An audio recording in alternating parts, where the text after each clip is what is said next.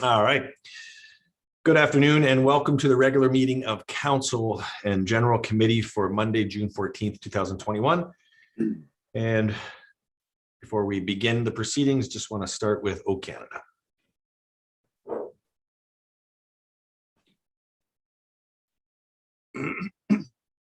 O Canada,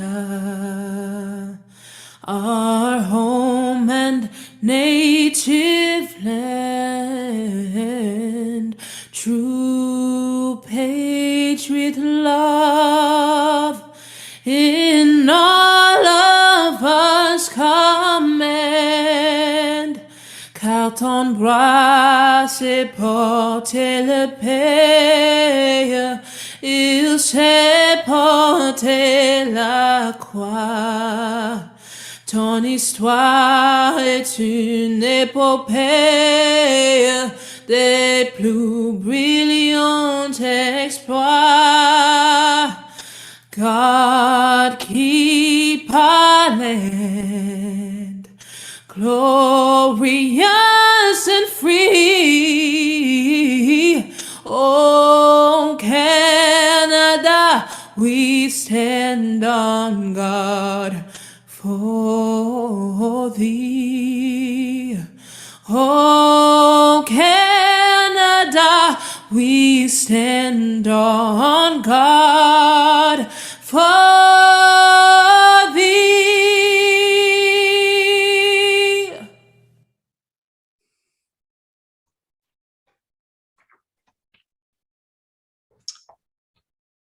All right. We begin this gathering by acknowledging the land in which we gather is the traditional territory of the Haudenosaunee and Anishinaabe peoples, many of whom continue to live and work here today. This territory is covered by the Upper Canada Treaties and is within land protected by the Dish with One Spoon Wampum Agreement. Today, this gathering place is home to many First Nations, Métis, and Inuit peoples. Acknowledging this reminds us that our great standard of living is directly related to the resources and friendship of Indigenous people. Miigwech. So just a bit of a mayor's report, then we'll get into the work of council. And June 6th was a dark day in Ontario with the unspeakable tragedy of a targeted hate crime on 3 generations of one family in London because of their Muslim faith. On behalf of the city of St. Catharines, we send our heartfelt condolences to the Afzal family, their friends and loved ones, and the Muslim community. Our thoughts are with their son, 9-year-old Fayaz, who remains in hospital recovering. We support and stand with the Muslim community in London, here in Niagara, and across Canada in unity. This was a hate crime. It is Islamophobia and is now charged as terrorism. We must stand up and reject hate, intolerance, Islamophobia, and racism that led to this heinous act. We have to be vigilant against hatred and racism of all forms.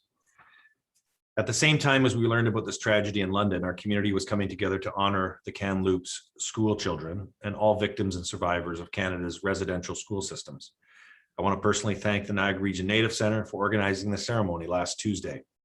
It was an emotional day, and I'm proud that St. Catharines City Hall was seen as a place where this kind of memorial could happen. I was also very proud to see the outpouring of support in person and online. Over the years, I've been in this mayor's chair. I have seen this city hall become a gathering place for many different activities and celebrations and memorials. And while another vigil, a memorial, or a somber day is never one we want to live again, I'm always proud to see my community stand up against racism, against discrimination, and intolerance of any kind. We all have a personal and individual responsibility to call out racism, to challenge our own assumptions and stereotypes. We have a responsibility to do better and be anti-racist. Whether it is against someone of a different faith or beliefs, sexual orientation, sexual identity, and the way someone dresses or who they worship, we have to stand up against hatred, racism, and intolerance of all its forms. These past few weeks have shown us how much work we have to do as a community and as a country to address the failings of our past and to build a better future. And I just want to add to that, when we get to have conversations with people in our community, regardless of their background, their culture, their faith, their sexual orientation, you, as a white male of privilege, I hear what they are talking about because I don't see the racist acts towards them. I don't see the intolerance. But when we listen, and there's a lot of us that need to do listening, when we listen, we can actually learn a lot more about how they see themselves in our community. And when you hear people of our community say they feel unsafe, when you hear people of our community say that they don't feel included, that they feel that there is a form of racism against them, it should open all of our eyes to ask ourselves, what can we do to create a safer community? So when we gather in groups, when we gather at City Hall or in other places where we come together, my hope is that we come together as a community in unity and not coming together to push back at one culture or one group of people. We should be coming together in unity. And that's what the Niagara Native Center, when it came to that very emotional ceremony of taking the kids' shoes, the children's shoes off of City Hall steps, what that meant. And I just want to say thank you to our staff. They did an outstanding job that day, and they were there to help make sure that it was a safe event. So our staff went above and beyond, and I want to thank them for that. Next Monday is June 21st, is National Indigenous Peoples Day. It's a day to commemorate and learn more about the rich history and diverse culture of First Nations, Inuit and Métis people of Turtle Island. While we should always make time for learning and reflection, this day is more important than ever this year. I encourage everyone to make a commitment to do your own anti-racism and learning on this day. Read a book by an Indigenous author, listen to a podcast, tune in to One Dish, One Mic on the radio, look up the Landscape of Nations or the Niagara Region Native Center for resources, and share these lessons with your family and friends. Use your social media channels to push out the learnings that are readily available for us. And this is an opportunity to grow, learn, and for all of us to do better and push back at racism and hatred of all of its forms. And that starts by learning and connecting with each other as neighbors and fellow human beings. So it's an important day, and I challenge everybody to share on their social media channels and within their network about what they're learning about First Nations, Métis, and Inuit in their community. We're in our first full week of reopening step one. Just want to say thank you to our frontline workers, staff, also to the security, the screeners, everyone who is back at work, to all the people in the restaurant business, the retailers, the people who have been challenged more significantly than many others in our community. It was great to see the strong support for local restaurants and businesses this weekend. And while we're not in the clear yet, there are many businesses and sectors that are still shuttered and suffering, and we know who they are. And the sooner we can get to steps 2 and 3, the sooner those other businesses can open. A reminder to businesses watching tonight, reach out to economic development team to help with your reopening plans, accessing government supports. And if you have questions, they're there to help. And to everyone else, we still have to be cautious with our own personal behaviors. Wear your mask, sanitize, keep your physical distancing when it's possible to do so. And when you're not, wear a mask. City openings, we have our pools that are now open. Both Lincoln Park and Port Dalhousie Pool are open. The Lion Dunk Schoolie Park and Merritton will be open at the end of the month. Again, thank you to our staff for getting that together. Our splash pads are open. Sports fields are available for rental up to 10 people. City Hall will reopen on Monday, so today, for appointment only. And the beaches continue to be busy. The staff did a great job of trying to manage the number of people on our beaches, and also some of the activities that were taking place, as Councillor Dodge and Councillor Phillips and Councillor Williamson and Garcia are well aware of. We're seeing some alcohol on the beaches. We're seeing some abuse of our staff. We're seeing some open aggression taking place. The Niagara Regional Police have been involved. Special thanks to the Niagara Regional Police for doing a ride on Arthur Street this weekend. Great to see the proactive approach that Niagara Regional Police are taking. Just for our community, be mindful. And there are people coming from outside of our community to enjoy our beaches. We just want to have a safe experience for everybody. They're family beaches, so we want to curb any of that aggressive behavior that's taking place. This June 18th, we have Youth Matters, how to maintain resilience and prioritize mental well-being. And I know Councillor Townsend has been very active in this, working with Youth Task Force to bring together a youth-focused event. It's online, and the keynote speaker is Kevin Rempel. And if I can throw it to Councillor Townsend, just some details, how would youth sign up for this event? Thank you, Mr. Mayor. The youth have worked incredibly hard. Every Tuesday we meet. We've come up with this mental health event with Kevin Rempel and CEO Sean Bayless from Pathstone Mental Health. For those interested, you can sign up online on the city's website. There's a link there where you can get free tickets. All are welcome, and I encourage all of my council colleagues to check out this event. Kevin Rempel's story is a fantastic story. It's a story that everyone deserves to hear, and he's a St. Catharines native Paralympian. Check it out online. It's going to be a fantastic event. Thank you. I echo that, and thank you, Councillor Townsend, for taking the leadership on getting this all together. We do have a new face around the council, but not sitting at the council table, but rather at the head of the table for our staff, and that is the new CAO, David Oakes. I think many people are familiar with David Oakes, but those of you who are just tuning in recently, David Oakes has been hired by the City of St. Catharines to fill in, take over for the retiring CAO, Shelley Chemnitz. And Dave has been with our community for at least 20 years. He is a graduate of Brock University, and he's worked in Parks and Rec. He started here at Economic Development, worked his way up, and then worked in Parks and Rec, and then went to the region for a bit of time to work in economic development. He's been involved in our community in a number of different organizations, and very instrumental in helping with the Merritton Center, downtown St. Catharines, as well as the First Ontario Performing Arts Center. And one of the architects of the Creative Cluster Master Plan way back, a number of you councillors would remember that, way back in, I think, 2008, 2009. So Dave brings a tremendous amount of knowledge about how our city functions, but he also has a deep understanding of the relationship between the city, the region, the province, and the federal government. He's worked very closely with Shelley over the last number of years as deputy CAO. So we're anticipating a smooth transition and asking just that he get his haircut when he's able to do so. So we'll leave it at that. There's a number of councillors that need to get their haircut when it's safe to do so.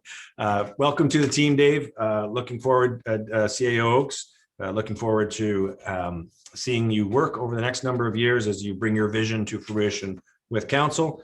And just two other notes, just want to pass on our condolences on behalf of the City of St. Catharines to the Critelli family for the loss of Thomas Critelli. He was one of the leading entrepreneurs in our community for many, many years, second generation for the Critelli family in downtown St. Catharines. Joe Critelli, his son, is the third generation, a true entrepreneur who really wore downtown St. Catharines on his sleeve, very big supporter of our city for so many years. Through the ups and downs, Tom Critelli was always there. And as well to Glenn Peart, Neil Peart's dad passed away from cancer as well this past week. And Neil's dad was also a business person here in our community as well, and a lifelong resident of Port Dalhousie. So just two gentlemen that I just wanted to acknowledge their passing, and on behalf of the City of St. Catharines, pass on our condolences. And with that, I'll look to the clerk for the adoption of the agenda.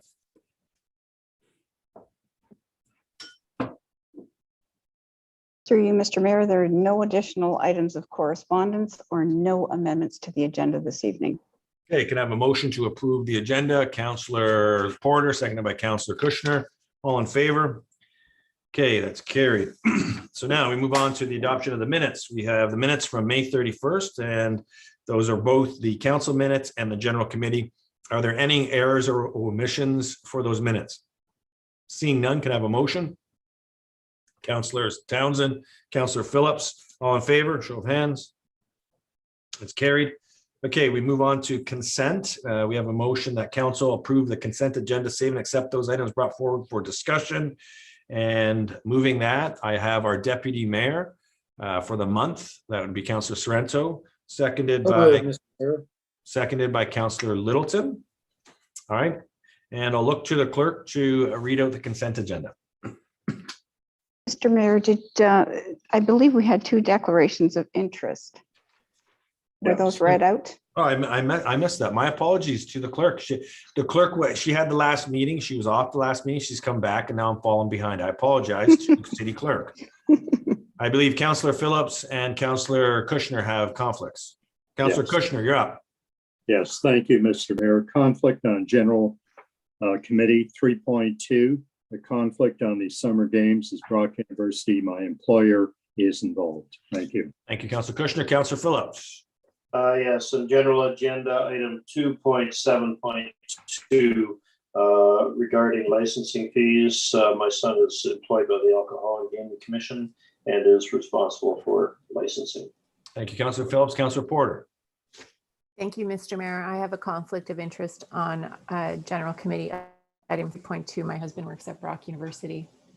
Thank you, Councillor Porter. Okay, those are conflicts. Seeing no further conflicts, we will move on to the consent agenda. To the clerk, over to you. Through you, Mr. Mayor, this evening's consent agenda, item 2.1, economic development and planning and building services, downtown revitalization, looking forward. 2.2, financial management services, property management, proposal to declare land surplus, part of 54 Church Street, Realty File 21.022. 2.3, financial management services director, business license fees and patio fees waiving in 2022. Item 2.5, community recreation culture services, skip funding rounds 1 and 2. And item 2.7, legal and clerk services, office of the city clerk, council correspondence, save and accept sub item 10. Councillor Dodge. Yes. Councillor Garcia. Yes. Councillor Harris.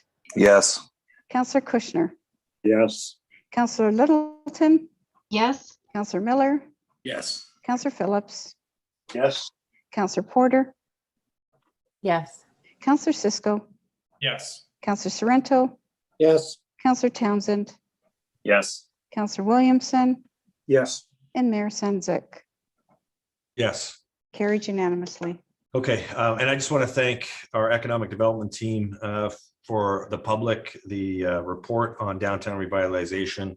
Great report. So to Director York and his team, Samir and the crew, they're doing an amazing job there as well. The other one was for the culture recreation services, the skip funding. And I know the arts community has taken a significant hit on being able to perform and really being able to collect the revenue from live performances, and the skip funding is a lifeline for a lot of these organizations. So thank you to the staff who have worked very closely with the arts community on the skip funding, and it'll ensure that hopefully a number of the arts organizations moving forward will have the sustainability that once we get out of this, they'll be able to continue on with creating the creativity, if you will, that really helps when it comes to the vitality of arts in our community.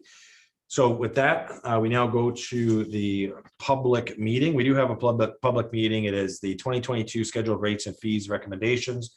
Notice of the adoption of the 2022 scheduled rates and fees recommendations have been published in accordance with the City of St. Catharines notice bylaw. The public meeting will proceed as follows. Staff will present the 2022 scheduled rate and fees recommendations. Members of the public were provided with options to submit written correspondence. They have been placed in Council Sugar Sync folder. As of today's public meeting is being held electronically. Members of the public wishing to speak were given until Sunday, June 13th. No one registered to speak. The public meeting will be closed. The council will make a decision.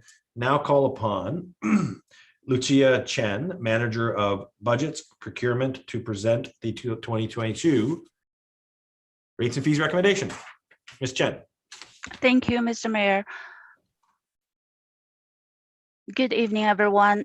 This presentation is a short summary of the proposed changes to the 2022 schedule of rates and fees as recommended by the Budget Standing Committee. So why does the city charge these fees? On the next slide, we're going to discuss the rationale for rates and fees. Rates and fees are charged for goods and services provided by the City of St. Catharines. The idea for charging fees is that those who distinctly benefit from a particular good or service should be the one to pay for it. On the next slide, we're going to discuss how rates and fees get updated annually. Every year, rates and fees are reviewed by staff using a multi-stage process. The first step involves increasing all fees by the previous 12 months common core rates of inflation. For 2022, the initial inflation rate used was 1.5%. Staff then review the rates and fees to make adjustments based on local market conditions, fees charged by comparable municipalities, and the cost of service delivery. On this slide, is a chart outlining how the starting inflation rate compares with the Bank of Canada's inflation limits. These limits are represented by the red and blue lines, and the black line represents the starting inflation rate for St. Catharines. Based on the chart, it is evident that the city's starting inflation rate has been within the Bank of Canada's target range for inflation every year since 2019, except for 2021. On the next slide, we're going to see a summary of the proposed changes to the 2022 recent fees.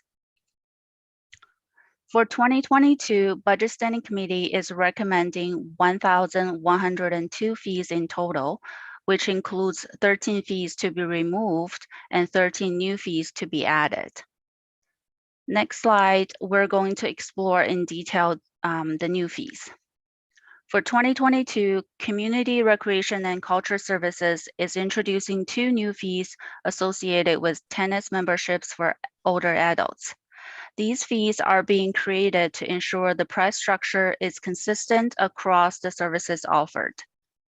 There was a motion to add the older adult tennis fees in 2021, which will be considered next in today's meeting.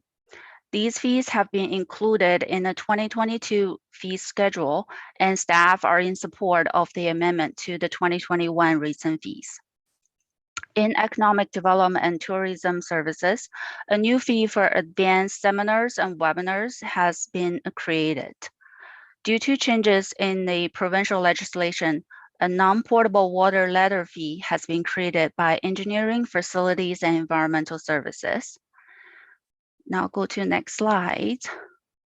Financial Management Services has created 2 fees to recover cost of services associated with tax sales. Planning and Building Services has added 6 new fees. 3 fees are with regards to separating site plan processes, and 3 fees are related to short-term rental licensing. Legal and Clerk Services created a new fee to meet requests for staff to be present at wedding rehearsals.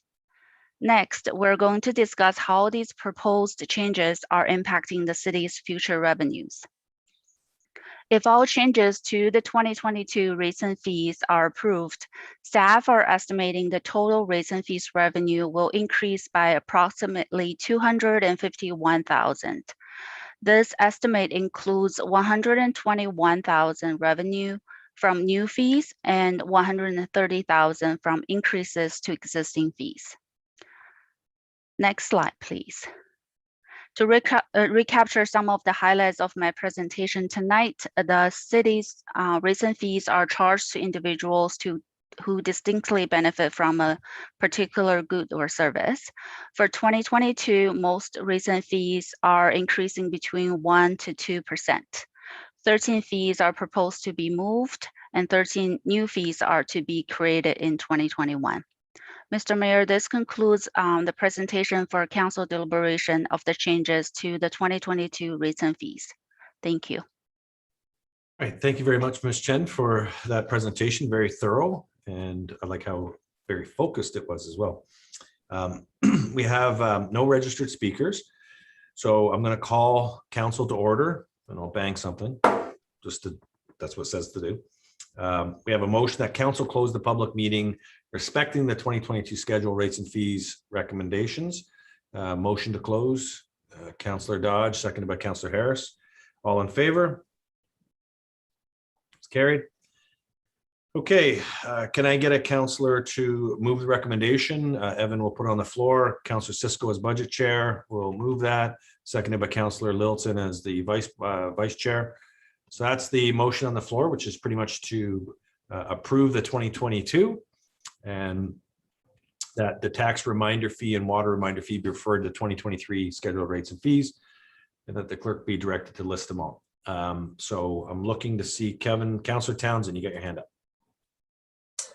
Yes, Mr. Mayor, I just had a quick question in regards to the rates and fees. My question is in regards to property standards who, when the city has to send in workers to, for example, cut the grass where a property grass has not been cut, what will these fees be increased. And my concern here is a lot of these property owners are just having the city come in to cut the grass because it actually would be cheaper for them to do that as opposed to hiring a company to come in. Is this something that we'll be looking at to increase down the road? I just wanted to get maybe some of one of the directors to touch on that. I think Director Kitte, you're unmuted, so I think you're up.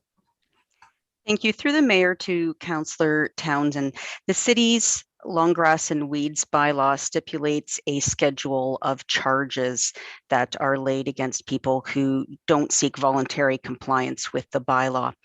Over the years, we've heard lots of feedback on whether or not the fees that we levy are a barrier to the property owner, as well as I'm hearing tonight could be easier than hiring their own company. That certainly hasn't been our experience to date. We certainly get more complaints about the fees that are charged more than anything. Once we have a manager of bylaw enforcement in place and the short-term rental program running in early Q1 of 2022, one of the new manager of bylaws work plan will include reviewing bylaws that we have on the books right now for enforceability, as well as the possibility of bringing them into the AMP system. And that bylaw is certainly at the top of our list and can be considered at that time. But through the current proposal before you tonight, we are not proposing any changes to those rates and fees at this time. Okay, thank you for that. Thank you, Councillor Townsend. Councillor Cisco. Thank you, Mr. Mayor. There was one amendment that I wanted to add to this, and I recognize that there may be some debate on this, so I would suggest perhaps it should probably be voted on separately, but that we do waive the business license and patio fees for 2022 as we have this year, and the patio fees as we did last year. The report was in the General Committee consent agenda tonight. It's a $137,000 budget item. And the reason why I'm bringing this forward now, I think we all recognize that that businesses will not have come out of the situation they're in by the end of this year and are still going to be in a very difficult situation. And specifically with respect to the business license fees and the patio fees, restaurants specifically are taking advantage of the patio right now just as a means of making some money, but will likely still be in a very difficult situation at the end of this year going into 2022. And with respect to the business licenses, we have service businesses that still haven't been able to operate. And the reason why I'm raising this now is simply because I'm concerned staff is putting together their budget for 2022, and I'd like to give them as much lead time and as much preparation time as possible for a decision that I think we'll likely be coming to make at some point in the next 6 months for 2022 anyways. I think this issue is going to be raised, and we've talked a lot about how the city has limited levers that we can pull to try and help the community through this, but these are the levers that we do have. So I put that out, and I recognize, and I'm happy to have it voted on separately. I realize that some may not be in favor of it, but would be in favor of the rest of the document. So that's fine by me, but I wanted to put this on the floor and consider it now so that, as I said, we can give not just our staff the ability to build their budgets with this known, but also those businesses and give them a little bit of breathing room as they prepare for, trying to maintain operations and build out operations as they're able to increase their capacity over the next several months. Okay. Councillor Kushner, are you going to declare something here? Or? Yeah, declare conflict of interest, Mr. Mayor. I'm an owner of an establishment which does have a patio. Thank you. Councillor. Greatly appreciated. Councillor Garcia. Thank you, Mr. Mayor. I had a question on the main motion, but I also would like to second Councillor Cisco's amendment if it needs a seconder. We've got a seconder on the motion, and I'm just going to ask Councillor Littleton, since it's Councillor Cisco's motion, it'll be a friendly amendment to the original motion, and Councillor Littleton will have to sign off on that. Yes, it's friendly. Thank you. Okay, so now it's part of the main motion, and if it were to be lifted and voted on separately, we can do that. But in the meantime, it'll stay as in the main of the motion. So Councillor Garcia, you can speak to that. Okay, yes. So I certainly strongly support the thrust of what Councillor Cisco laid out there, because I agree that it's going to take quite a while for our businesses to come back to normal, and 2022, they will still be struggling, and certainly those that have patios, they just got a little bit of business this weekend, and hopefully that's going to increase, but they've been suffering for a long time. So I think that's a very important amendment, part of the motion. And I just had a quick question on rates and fees in the presentation, and there was a fee that Lucia mentioned, something to do with potable water, and I wasn't sure what that was. If perhaps you could mention what that was. All right, Ms. Chen, related to potable or portable water? If I may, I'll defer to Director Patricio. Thank you, Lucia. Yeah, through you, Mr. Mayor. The fees that are being implemented are for non-potable water. It's for when records of site condition are undertaken. Environmental firms can ask that the requirements are done for non-potable water through a non-potable water lens. That's what that's for. It's basically providing a letter that allows them to undertake the risk, the record of site condition through that lens. Okay, thank you for that, Director. Thank you, Councillor Garcia. We're over to Councillor Porter. Thank you, Mr. Mayor.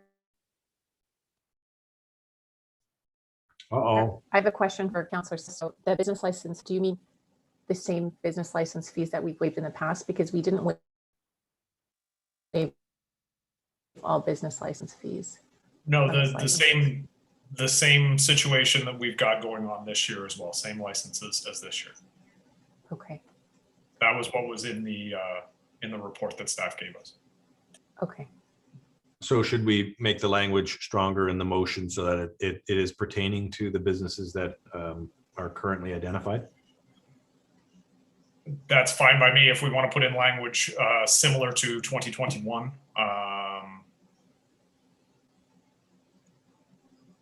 Okay, as long as so staff have a lens to review that. Okay. Thank you, Councillor Porter. Councillor Dodge, you're up. Thank you, Mr. Mayor. My question is, I didn't actually hear what Councillor Porter had said, but my question is similar to that. I'm wondering if this is across the city or if it's just certain parts of the city. It would be across the city, and it would be germane to the same business license and patio fees that have been waived for 2021, which have been across the city. Okay, and if there isn't someone that's on that current list, would they still be able to apply now or no? Great question. Turn it over to either Director Douglas or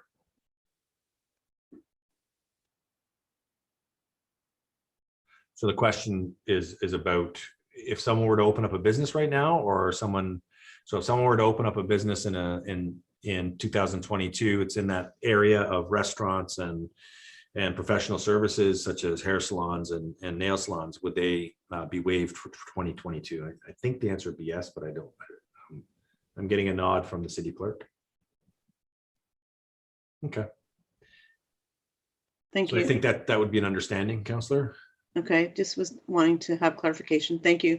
That's great. No, good clarification. Okay, seeing no other further questions and no requests for separating of the vote. Thank you, Councillor Cisco. I think that is a prudent business move for the business community to be aware of what they can start planning for in 2022. It may not be a large amount for businesses, but it shows that the city of St. Catharines is doing what it can to try and reduce some of the pressures that they have been facing. So kudos to Councillor Cisco and Councillor Littleton bringing this forward. And I'll call the question to the clerk. Through you, Mr. Mayor. Councillor Cisco. Yes. Councillor Sorrento. Yes. Councillor Townsend. Yes. Councillor Williamson. Yes. Councillor Porter. Yes. Councillor Phillips. Yes. Councillor Miller. Yes. Councillor Littleton. Yes. Councillor Harris. Yes. Councillor Garcia. Yes. Councillor Dodge. Yes. And Mayor Sendzik. Yes. And that's carried unanimously. Okay, this public meeting is closed. Persons wishing to receive notice of council's decision should submit a written request to the office of the city clerk. Council will now proceed to the next public meeting. We do have a next public meeting. I went out looking for my wooden tennis racket. I couldn't find one. I used to use an old Wilson, but didn't really do anything for me. So I'll turn it over to what we're looking to do is bring in rates and fees for 2021. And the 2021 schedule has been published for tennis memberships of older adults. And no one has registered to speak. All the public notifications were sent out. Staff really have no comments here. It's pretty much a council decision. So council is called to order. I'm going to bang the gavel again. We close. I need a motion to close the public meeting since no one's here to speak to it. Councillor Dodge, Councillor Garcia, all in favor of closing the public meeting? That is carried. And moving the motion to amend the 2021 rates and fees regarding tennis membership for older adults. I'm going to ask Councillor Kushner, who I guess in the day was a tennis phenom up in Porcupine, South Porcupine to be correct. And he is going to read the motion. Whereas the city's recreational facilities have an older adult fee for usage, with tennis memberships being the exception, etc. Therefore, be it resolved that a public meeting be scheduled for June 14, 2021 to amend the 2021 schedule of rates and fees to include the following fees: tennis membership, older adult fee with a fee of $42.15 per season, and tennis membership, older adult fee from September to October 31st with a fee of $13.10. Thank you, Councillor Kushner. I need a seconder for this motion. I got Councillor Townsend. And before we call the question on this, it'd be interesting to see a match between Councillor Kushner and Councillor Townsend. And if Councillor Kushner wins, Councillor Townsend has to pay the $42.15 rental for that hour of tennis. But I will say Councillor Kushner is an outstanding pool player. So if he's outstanding at pool, I imagine he's got a good forehand and backhand when it comes to tennis. So that being said, I will turn over to the clerk to call the question. Through you, Mr. Mayor. Councillor Kushner. Yes. Councillor Harris. Yes. Councillor Garcia. Yes. Councillor Dodge. Yes. Councillor Littleton. Yes. Councillor Miller. Yes. Councillor Phillips. Yes. Councillor Porter.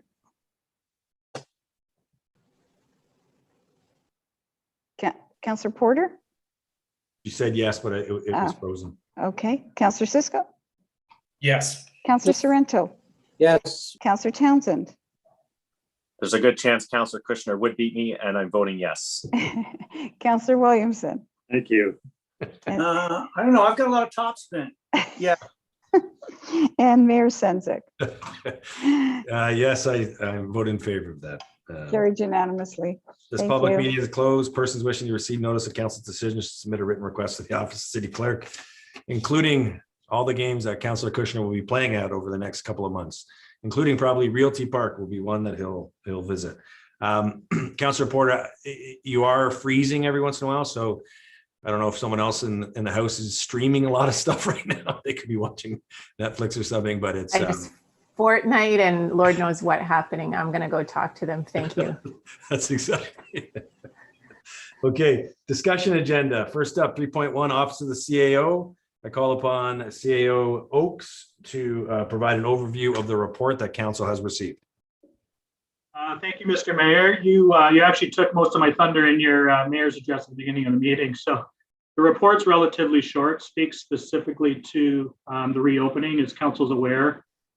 We did enter into stage 1 on Friday, June 11th. So as a result, our staff has been able to reopen our outdoor pools and our sport fields with the various restrictions applied through the provincial regulation. By all accounts, everything has ran quite smooth with regards to the opening. Saw a lot of really exciting activity in the restaurants and retail sector as well. In addition to the reopening, the vaccination rates, we found out today that Niagara has achieved a 10% double vaccination. So we are starting to be able to ramp up. And as council is aware, the new system with the provincial STEP system is based on vaccination rates. So as we continue to have first and second doses increasing, that allows us to get into step 2 that much quicker. So one other thing that our staff have been able to do was introduce the appointments and in-person meetings if required. We're still trying to establish as many virtual resolutions over the phone and online, but if people do in fact need an appointment at City Hall, we're able to do so. The last point that I wanted to touch on, and I did provide an update to council on Thursday, Friday of last week, just has to do with our beaches. Staff have made the decision to ramp up our security measures as well as our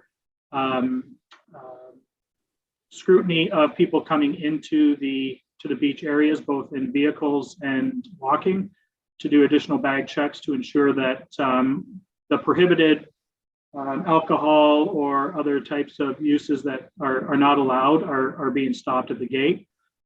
We attempted to do that this weekend. We're going to continue to ramp up. In fact, today and moving forward, we have additional security focused in particular at Sunset Beach, given the issues that we've had. And I would like to give a shout out to our staff. We've been putting a lot of time and energy into all of this, from the staff on the ground, the abuse that they've been taking, whether it's at the beach or in the neighborhoods or just trying to do parking enforcement, or even handling phone calls of people coming in and upset that they either don't have their permits or they're having struggles. So hasn't always been an easy conversation for our team, but they've handled it with grace, and it's really impressive from my standpoint how they've been able to manage this.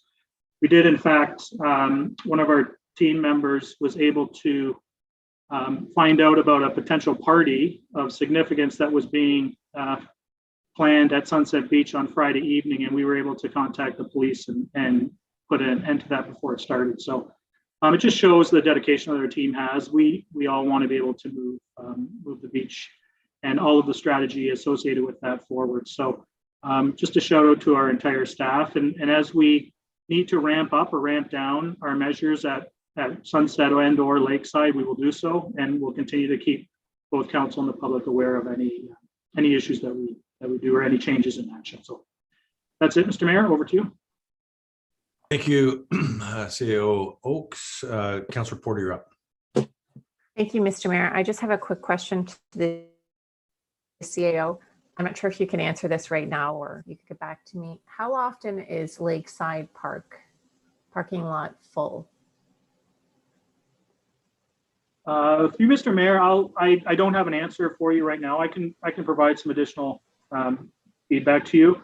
I do know I was down there this afternoon, and there was a lot of vacant spots at the beach. Could be weather dependent. Could also be a Monday afternoon. But it has seen a significant amount of business on weekends, but I don't have the numbers in front of me at this point. Okay, thank you. Thank you, Councillor Townsend, you're up. Thank you, Mr. Mayor. Through you to CAO Oakes. I've received a few questions, emails about the restrictions and whatnot, and I am in favor of the restrictions. I've seen how hard the staff work, and I've seen some of the shenanigans that do begin to take place as it gets later into the evening. Are the restrictions mostly going to be focused on the weekend, or is it something that we'll be doing 7 days a week sort of thing? Thank you. Through you, Mr. Mayor. What we're doing right now is we're actually implementing it throughout the week. However, demand will justify the ramp up and ramp down. So the security contract that we do have it's basically flexible and fluid to allow for ramping down during periods, whether rain, cold weather, or there isn't a need. But we will be maintaining a level of scrutiny at the gates throughout the week, just to make sure that the behavior is maintained all the time. And the expectation is set right for Monday through Sunday. Weekends, we definitely ramp up. And what we're hoping to do is once the message gets out, as people start to adhere to the rules, we can also loosen some of the restrictions that we're putting in place at this point. Thank you for that. I guess my follow-up question to that is, as the beach does get busier and more people do go to visit Sunset Beach, we have seen incidences where our staff and security have had beer bottles thrown at them. They've had insults. It's been pretty intense. My concern is the large crowds that will be continuing to try to get into the beach with the security. Are we confident that do we need to bring? I've seen the report, and it did recommend having an officer or officers there later on in the evening to avoid this type of behavior. I just would hate to see anyone get hurt, and especially our staff. I'm just trying to get a vision here as it gets later on into the evening. Through Mr. Mayor, right now we're comfortable with the approach we've taken. If it does get to that point, we'll make any necessary decisions. But at this stage, we're confident that the security and doing the bag checks right at the entry will help to deter a lot of those issues that we've seen 2 weekends ago in particular. Okay, thank you. And I have one last question as well through you, Mr. Mayor. It's in regards to the JC Park mulch program. I have touched base with Director Smith on it, but a lot of people have called me and emailed me in regards to when that will be returning. We did shut it down during COVID. I understand there have been issues in the past with this program. Is this something that the residents can look forward to returning at some point in any way or another? Through you, Mr. Mayor, we will be looking to reinstate this program perhaps in 2022. Unfortunately, the behaviors require us to staff the mulch giveaway. We can't just leave it open because of what's been happening there. So with all the additional requirements to fulfill regarding COVID and the reopening, we just don't have a staff member available to be able to staff that mulch program. But as things return to normal, we will try to return to that program as well. Okay, thank you, Director Smith, and thank you, CAO Oaks. Thank you, Councillor Townsend. Councillor Sorrento, you're up. Thank you, Mr. Mayor. Question is for CAO Oaks. Will the additional security that we have down at the beaches be able to assist our bylaw enforcement officers? I just want to follow up on what Councillor Townsend says. So it's very specific. Will they be able to help our frontline staff? Through you, Mr. Mayor, the actual strategy that we've engaged is for the security to be able to not only support our staff, but our bylaw staff to be able to support each other. So as we had mentioned in the beach strategy, we're just in the process of hiring 2 additional bylaw officers to help support that as well. Yeah, that's great. Thank you. Thank you, Councillor Sorrento. Councillor Williamson. Thank you, Mr. Mayor. Through you to our new CAO, Mr. Oaks. When we had the beaches committee, one of the provisions was being recommended was time limits. And I'm just wondering, are we finding cars, and this pertains for the peak periods on the beaches, of course, or the weekends. Are there vehicles that are tying up spaces for the long term? Are we monitoring that? And these are shared common assets, and we would like to see, sharing of them. So I just wonder if you could speak to that, or is that something we need to be looking at? Through Mr. Mayor, yeah, essentially the residential permit does not have a time restriction set to it for the turnover. So the 3-hour limit really applies to the non-residents, those who have to without a pass. We did see in the 2 weekends ago that there were people who were willing to accept the $50 ticket to stay longer than the 3 hours. I don't have any specifics on this past weekend, but it is something that staff are keeping an eye on as we go forward. Thank you. Thank you, Councillor Williamson. Okay, the only other question I have, there's no other question, is just one that came up today. We heard from Minister McLeod about the reopening of return to play for elite athletes, and just want clarification from maybe the Director of Recreation and Culture through the CAO, who decides on a return to play for youth on the sports fields in communities? So that's something that we're hearing some direction from, and there's some misconceptions that the city is actually in charge of the return to play for youth. Through you, Mr. Mayor, we are not the body that decides that. We have been taking direction from the individual provincial sport organizations for that. So in what step? Step one is tend to a field practice only? That's correct. Through you, Mr. Mayor, that's correct. And then step two, you start to look at competitive play, but it's not the city that decides the competitive play. It'll be the provincial regulations. That's right. So every step and every time we progress a step and the capacity limits expand, we just follow what the province tells us to do. And certainly it's not us making those decisions as to how many we can allow on the field at any given time. Okay. So I think that's an important point for the public is we are getting asked by parents, why can't our kids get onto the field to play competitively? It's not a city decision. This is a provincial decision, and then public health of the region would have to weigh in as well. So we're hoping, Director Christie, almost made you a medical doctor there. We're hoping, Director Christie, that we can see a return to play competitively for baseball, soccer, football, lacrosse, ball hockey, hopefully sometime in mid-July. But for the public, the parks are in fantastic shape. So to the parents out there, the team St. Catharines is really trying to keep the parks up as best as possible so that when the return to play does happen and competitive sport can take place, they will be ready as quickly as possible. For those organizations who haven't booked yet, you better start booking for the fields because the booking slots are now open, I believe, Dr. Christie, Director Christie. Man, I don't know what university you went to, but they really want you to be a doctor. Okay, so I just need a motion to approve the CAO's report. Councillor Phillips, seconded by Councillor Dodge, and we'll do it all in favor, show of hands. And then that's carried since there's no decision in that motion.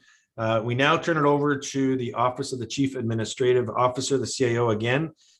Prior to the presenter coming in, I'm going to ask CAO Oakes just to provide a brief background of what to expect with the report that he has written.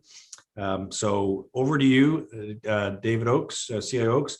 Then we're going to head to a presentation by Doug Hamilton, Chair of the Board for the Niagara 2022 Canada Summer Games. Thank you, Mr. Mayor. Yes, this report is multifaceted, I guess. The first point of it is to provide council with an update on the status of the Canada Games Park.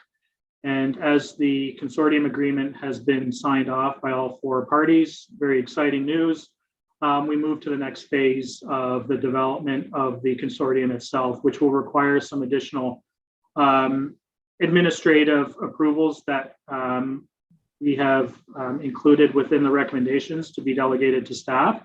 So we're able to move forward with the engagement of an operator to manage the facility, to work through any of the financial protocols that will be coming up as we start to put the administrative processes in place for the building itself. All of that is included within the recommendation. It's the necessary next steps, so we don't have to come back to council at every step through the way. We have the scrutiny of myself, our solicitor, our treasurer to be able to manage any of those questions that move forward. And obviously, as we move to the critical decisions, we'll continue to keep council included, as you'll have to make the budget approvals at the appropriate times as we go forward. So in addition to that report, we have Doug Hamilton, Chair of Niagara 2022, to provide an update of all of the other projects that are encapsulated within the Niagara 2022. Very exciting time for not only the city, but for the Niagara region. So I will leave it at that, Mr. Mayor, and pass it back to you. All right, thank you, Acting CAO or CAO Dave Oakes. You got to update your title there, whatever the title is. It's CAO Oakes right now, I guess. And I want to go over to Chair Hamilton. who has really been the one leading from the beginning to where we are today and through to the completion of the games. I can talk at length about Doug's role. Most of you, and I think all of you, are very familiar with Doug and his background. So I'm going to allow Doug to talk about the games and the role that the games play. And just before Doug does go into it, I just want to thank Councillor Phillips, who's been on the construction task force team, attending meetings every Friday morning. So we've got another councillor who has a tremendous amount of background, what's going on with the Canada Games Park. So you've got David Oakes, who has been a part of this from the beginning. You've got Councillor Phillips, who's been a part of it as part of the construction. And you got Doug Hamilton, St. Catharines resident, who is very actively involved in overseeing the entire operation. So I'm going to turn it over to Mr. Hamilton. Thank you, Mayor Sinzik, and thank you, councillors, for giving me the opportunity to make this brief presentation. The planning for the games is going very well. We're really excited. We made a difficult decision last fall to delay or postpone the games for a year, but it was the right decision, and it's proving to be a prudent decision for a number of reasons, not the least of which is that it has allowed us to have all of our facilities ready in advance of the games. We were going to struggle with the games in 2021 to have all of our facilities ready, but games in 2022 will be perfect for us in terms of our facility plans. What I wanted to focus on today for our presentation is the facilities, particularly the ones that involve or are in St. Catharines. The first of which, as Dave mentioned, is Canada Games Park. So Evan, if you can go to the next slide, please. Canada Games Park, if you've driven up by Merrittville Highway, you've seen that there's been a tremendous amount of progress on Canada Games Park. The outdoor facilities are basically done. The indoor, the actual sport and ability center is basically done. There's a lot of work going on inside, including the pouring of the 2 ice arena slabs, the floors of the arenas a couple of weeks ago, which they are now curing. And so overall, the work is progressing on schedule. We're very excited about that. I wanted to thank Councillor Phillips for attending our bi-weekly meetings where we go through a number of the different issues as we're going through the construction planning, and those have gone very well. With the now the leadership that the group has put together in forming the consortium, we were able to now transition construction oversight to Niagara Region. That's complete. So Niagara Region is now responsible for oversight of Aquacon and the construction that's going on there. The project's about 75% complete, so they're going to take the last 25%, which makes a lot of sense given that the final 25% is really aimed at those who are going to operate the facility. So it's finishes and FF&E, furniture, fixtures, and equipment, and those types of things. The host society continues to be responsible for games equipment and a legacy use agreement, which is being developed. And so we're continuing to work closely with the region and the consortium on those. I wanted to take a moment, though, to thank Mayor Sinzik and now CAO Oakes for their leadership through this process. It's been a challenging process at times to bring together a university and 3 municipalities and the Canada Games Host Society together to make sure we're all marching to the same drummer, but it has come together very well. And the leadership of Mayor Sinzik and CAO Oakes has been tremendous. I also wanted to thank Councillor Sorrento for his collaboration with Thorold Council and his efforts to ensure that we're working with Thorold Council closely. So thank you for that. Unless there's any questions about Canada Games Park, I wanted to move on to the next facility that we're very excited about, and that's the Henley Rowing Center. Henley Rowing Center is a much needed facility in St. Catharines and for the Henley rowers. The facilities down there on Henley Island are in need of some upgrade. There's no accessible washrooms. There's no places for the athletes to train. And so this has been a dream of the rowing community for some time, and we're really pleased to work to make sure that this is a legacy facility from the games. Construction began in the fall. Our expected completion is this fall. We're out of the ground now, so all of the work that has been done at the site, the underground work has all been completed. If you drive by or you're down in Port and look up towards the rowing course, you'll see that the scaffolding is up now. The roof will be going in shortly, and then the facility walls and inner workings will be put together. We're really excited about the facility. It's it's a very, very unique and progressive facility. It's a net zero energy design. It's going to be powered completely by solar energy that's powered by Electra, and wanted to take a moment to thank Councillor Harris for his tremendous assistance in facilitating a partnership with Electra for this facility that's going to be tremendous for the rowing community for the next 20 years. Design's also a net zero carbon design, which is, again, a very unique environmental feature. One thing that we are asking of the city is there is a permit fee for this project. It's around $36,000, and we are asking that the city waive that permits fee so that we can reinvest it into the facility. We'll come back to that in a moment. The next slide shows the Henley Rowing Center, which is, as I mentioned, the scaffolding's up. All those white containers over to the left of the slide you see are all the wood that's been brought in, and it's that wood that's now going to be erected within the scaffolding, and should be up completed this fall. The next project that we're very excited about is mountain biking. So we have planned for some time a mountain bike course that's going to take advantage of the hills down at the bottom of the escarpment, right at the base of Lockhart Drive by the Hydro Hill, going up to Brock University. That's an area that's already used by mountain bikers and other cyclists that are working through and up those trails by 12 Mile Creek. And we're looking to develop a course there that we'll see, first of all, a number of safety and other improvements to the trails, and you can see the trail system there. But then as a second phase, we're planning to install a pump track. And for those of you who aren't aware of a pump tracks are things that communities are putting in place for our kids to get out on their bikes, to get out on their skateboards. They're often associated with skate parks. And to teach the kids how to cycle properly and give them an opportunity to cycle on a place away from the roads. And that's something that we're hoping to develop over the next little while, our plan, working with Director Christie and others within the city on those plans. Together with many of the cycling, there's a very large cycling community within St. Catharines, and they're very, very encouraged by this plan. The next steps for this is an MOU between the city and OPG. The land that we're looking at there is owned by OPG.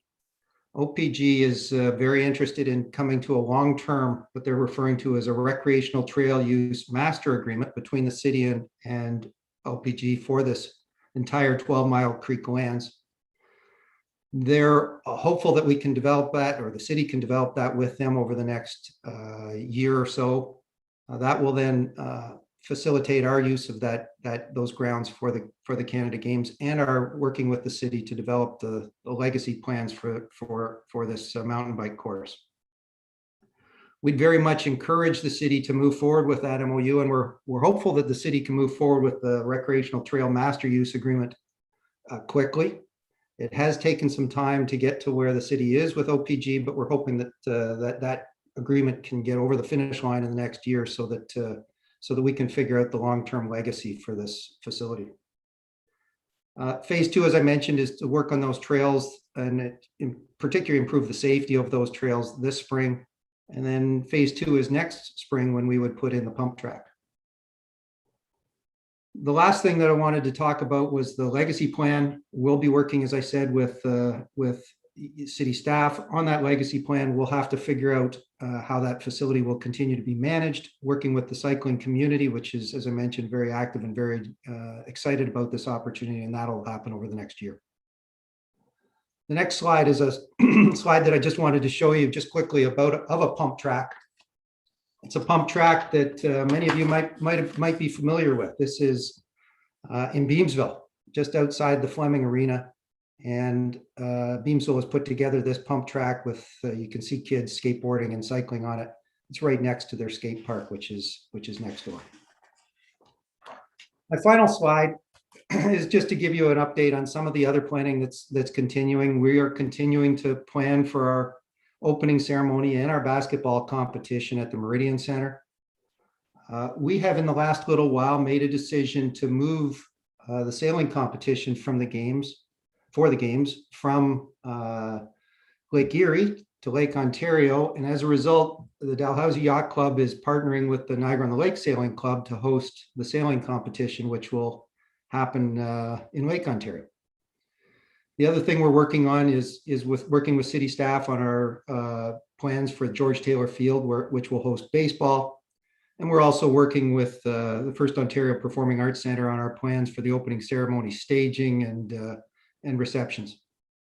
The final thing I wanted to mention is that during the games, we're going to have a very novel cultural festival. Those of you who aren't aware of the games, when they were created in 1967, they were seen as both an opportunity to host a sport competition, but equally to host a cultural festival. And so we've got a novel approach, which is because we have 13 municipalities in Niagara, because we have 13 provinces and territories, and because we have a games that last just a little over 13 days, it gives us an opportunity to have each municipality partner with a province or territory on a different day of the games to host a festival event. And so we're now working with each of the Niagara's municipalities on their plans to host a festival event. And we're very excited about this. And I know that your staff are similarly excited to host this festival. I wanted to stop there. Very brief presentation. I appreciate that, but give you an opportunity to ask any questions. And then if you could, I'd like to go back to the matter, if there's particularly any questions with respect to the waiver of the fee for the permit fee for the Henley Rowing Center. Okay, thanks, Doug. We got Councillor Williamson with a question. Thank you, Mr. Mayor. Through you to Doug. Thanks for being here, Doug, of course. Related to the waiving of the permit fees for the rowing center, does your budget, because I know that this is going to be an expensive situation to outfit the fitness center with all the fitness equipment, ergometers and weights, etc. Is that included in your budget, or will the waiving of fees help towards that? The waiving of the fees, when I mentioned in the slide, the reinvesting back into the rowing center, we are hoping that we can handle the FF&E at the rowing center, including the weights and equipment and ergs. But the waiving of the fees would certainly help us work towards doing that. Okay, thank you. And second question is related to the cycling trails, the 12 Mile Creek, which seems like actually I wasn't that familiar with it. But the fact that so these are going to be segregated or separated trails from the pedestrian trail that sort of exists. It's not in that good a shape as it is. But the idea is for us to have segregated trails for cyclists and pedestrians. Yes. So the current trail there's really, it's right next to the water. I occasionally ride along it as well. It's a mix of pedestrian and cyclists, and that's not ideal.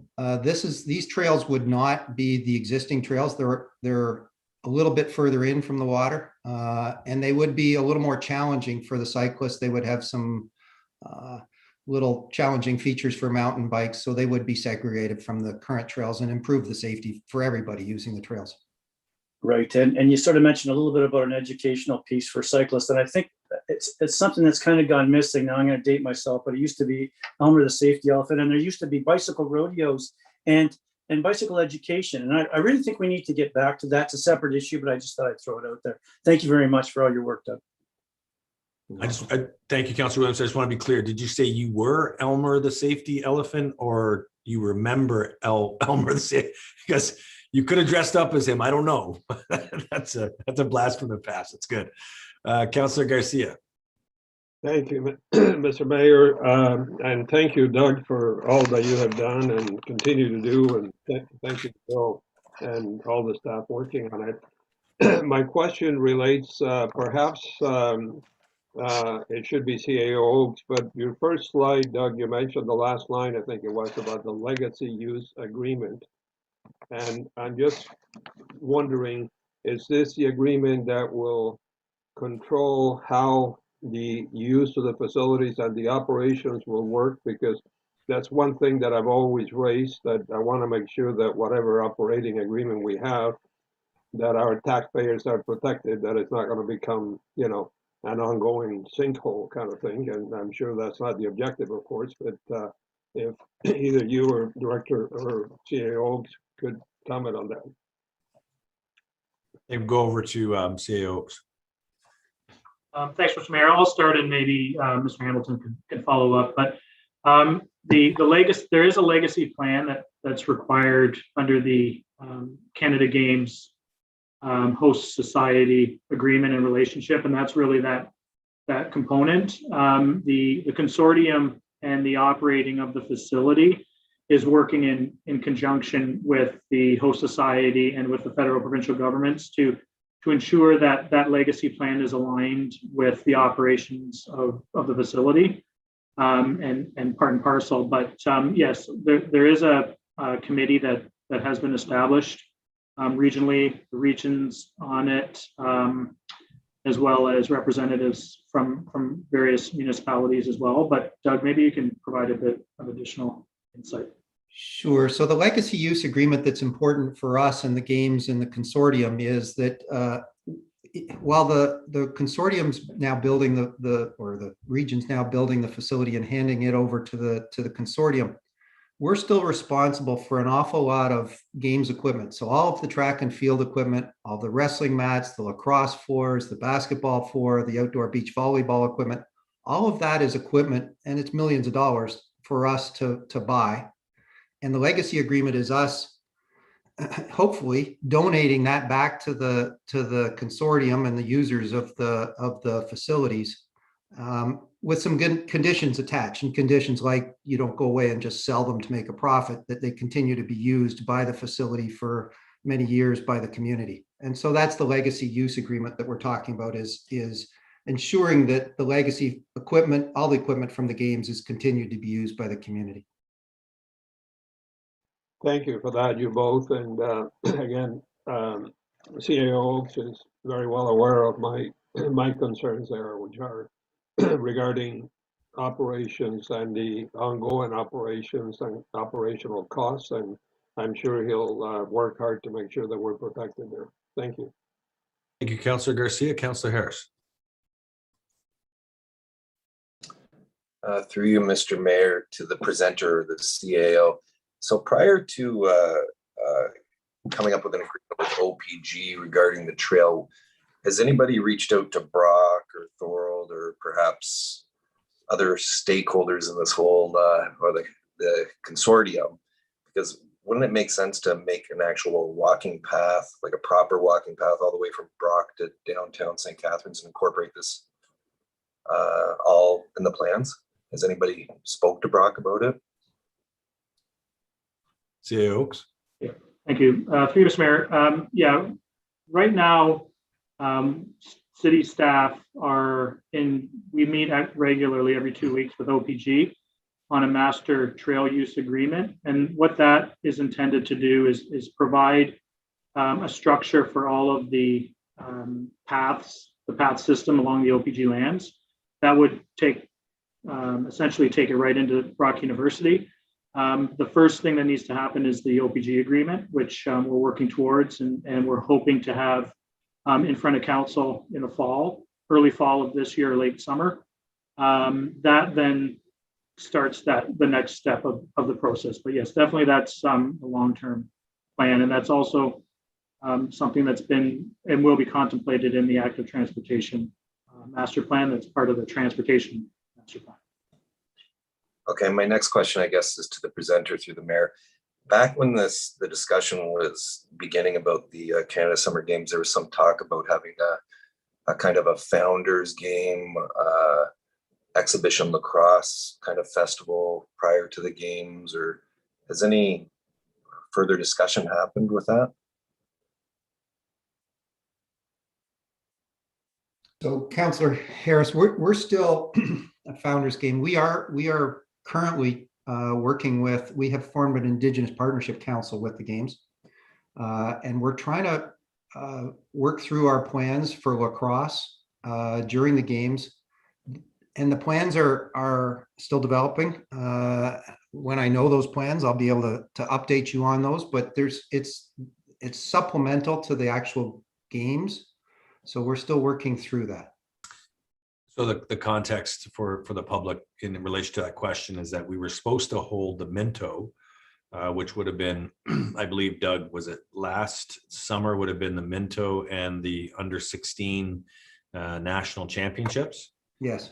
And due to the pandemic, both those did not take place. And we don't know about this year. Those were supposed to be, well, at least the under 16 were supposed to be lead-in tournament or games, preparation programming, so that the volunteers and the organizers can get a handle of what the games would look like when it gets closer. So to Doug Hamilton's comment, we don't know what next year, what even the lacrosse season is going to look like yet. We're hoping that we get back some of those tournaments as well. This wasn't actually the box lacrosse. This was an Indigenous group that would put on a like a traditional game. And I just didn't know if there was any more. I believe Brian York was working on it. So I just wanted to follow up. That's all. And just to close the loop on that, if I could, Mr. Mayor, that is part of the plan that we're still trying to figure out. So at Canada Games Park, which is now going to be ready during the games, we've got the 2 weeks of the games.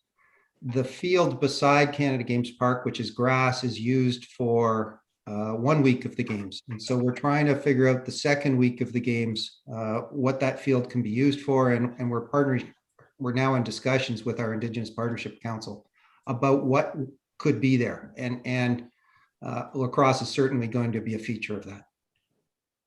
Thank you. Thank you, Councillor Harris. Councillor Littleton. Thank you, Mr. Mayor. Through you to the presenter. Is the pump track, is that something new? I had never heard about it before. So yes, it's new, as just like a skateboard area is, in the sense that that it's now sort of regarded as a more safe, congregated area for young cyclists and skateboarders to use. But it's not new in the sense of kids out creating these things in the woods and creating bumps and ramps and hills and all those types of things. But what this really does is it allows the kids to do it in a much safer environment, where we can provide more oversight, more ability to teach them their skills. If I can get Director Christie to jump in terms of the pump tracks, because I know he has been looking into this for a number of years now. Director Christie? Yeah, through you, Mr. Mayor. We've been tasked with finding opportunities to introduce the notion of a pump track here in St. Catharines. There's certainly the Recreation Master Plan calls for it. As a matter of fact, last year we had an agreement in place to bring a portable, if you will, a modular pump track to the city. We were going to gauge interest in it and invite members of the community to test it. But unfortunately, we were not able to do that because of the environment that we're in right now. So it's something that is top of mind for the Rec Master Plan Advisory Committee. We've had calls and emails from the public about it. So there's certainly interest in it. We're looking forward to being able to test it out, and I'm sure that members of our community will as well. And just to Councillor Littleton, the first pump track was developed in 2004 in the US, and it is exactly that. It's a safe way especially for younger children, to be able to learn a balance on two wheels, because they don't really need to pedal, because the hills create momentum, and it's just a safer way to learn how to ride. So thank you. So I'm familiar with them. I know they're not new. What I meant was, are they new to the plans of the Canada Summer Games? I hadn't heard of this before until now. That's what I meant. So the plan for the mountain bike course has shifted, and no, it's the permanent pump track. The features that a pump track would have always been included within the mountain bike course plan. What we were trying to figure out over time is whether those features, which you can build out of clay or build out of dirt and bring them in and take them out afterwards, whether those features should become part of a permanent pump track, which is made out of asphalt and grass and would stay as a legacy facility for years to come. So what is new is the discussion about something here that is permanent, that would remain as a legacy facility. Okay, thank you. And I guess my last question is, and this is not to sound at all nitpicky or anything like that, but just, I mean, we committed $10 million, obviously. So I'm just wondering, is this the last ask, or will there be other asks for, you know, rebates on permit fees or what have you moving forward? Or do you think that this would be the last ask? So this is our final ask with respect to the Henley Rowing Center. We would, depending on what the plans look like in our discussions on the pump track, we would be very much interested in talking to you about what those plans look like and whether the city would be prepared to work in partnership with us on that. That's a new one. Thank you. All right, thank you, Councillor Littleton. Councillor Sorrento. Oh, thank you, Mr. Mayor. Through you to Chair Hamilton. You mentioned something about relocating the basketball games to the Merritton Center. Chair, where were you going to hold the tournament originally? So it was I don't think I mentioned relocating. We are going to be hosting them at the Merritton Center. They were always planned to be hosted at the Merritton Center. My bad. Okay, great. Thank you for volunteering your time, Chair, and shout out to the team. You're doing a wonderful job. So my best to everybody. Thank you. Right, thank you to council for the questions. A lot of great questions, and it is an outstanding facility for the public who hasn't had an opportunity. Check out the Canada Games website. It does have some videos on it that take you through the facility, and that is a good introduction into what you can expect once the doors are going to be opened for the public. It includes the track and field site in the back that I know the Niagara Olympic Club is very much looking forward to getting up to. And for those who are going to be watching the Olympics, Andre Degas came through the Canada Summer Games. If you look at almost any athlete that has represented our country since 1967, you can be rest assured that they touched either the Canada Summer Games or the Canada Winter Games. And to put it in context, this will be the largest athletic sporting event in Canada's history, taking place in Niagara in 2022. So it's not an insignificant event. It's a large event that we should all be proud of. It's going to be an economic generator, but more importantly, it's going to be a unifier of both our country and our community. And you can just feel the momentum gathering as the Canada Games team is really active, and even during these difficult times, trying to get as much energy and momentum built as possible. So I'll leave it there. And I just do want to say thank you to David Oakes. I would be remiss if I did not say he has been at that table negotiating on behalf of the city since day one in all of his roles at the city. He has been the active negotiator.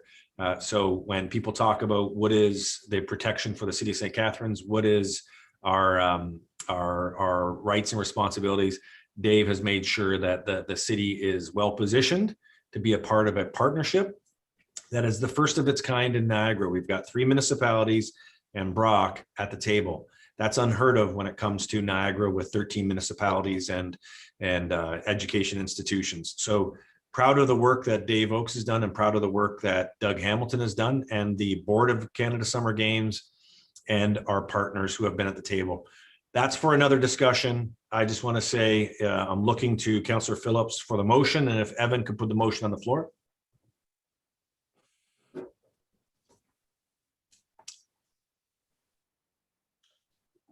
Thank you, Mr. Mayor.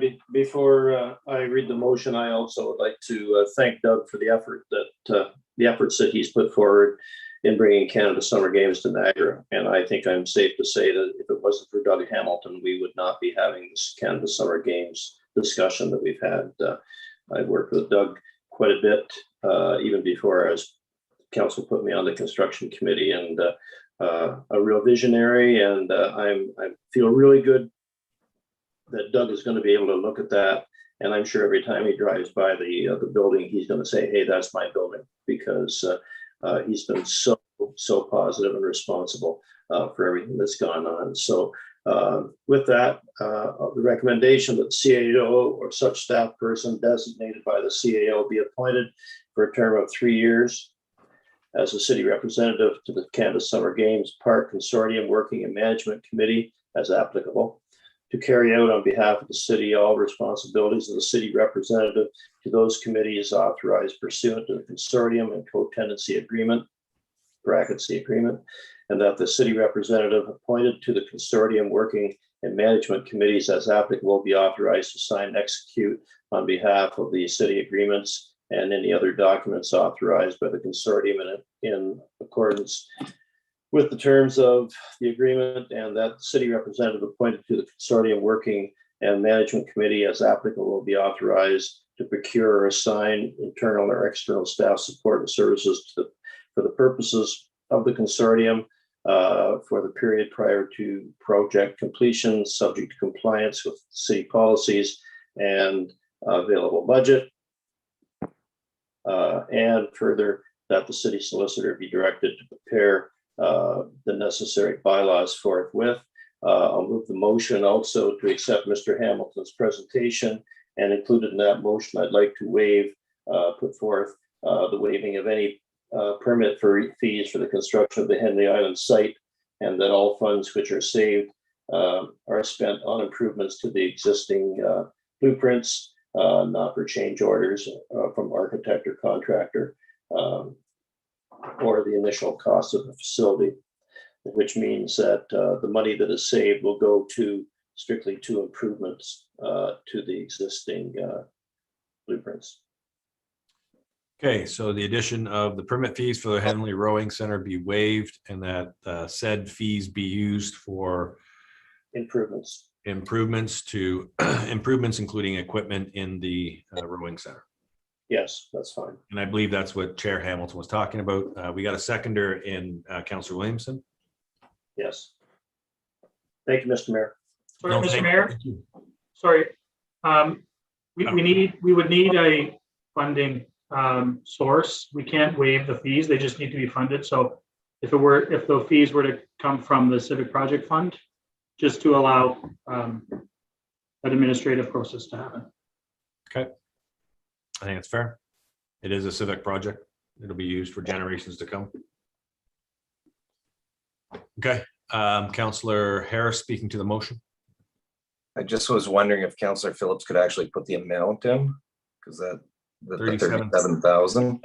The amount, I saw the amount on the screen as savings of I think it was $35,000 or 36,000. I think it was 37. I think. I'm not sure. Can someone? Chair Hamilton, can you just? 36.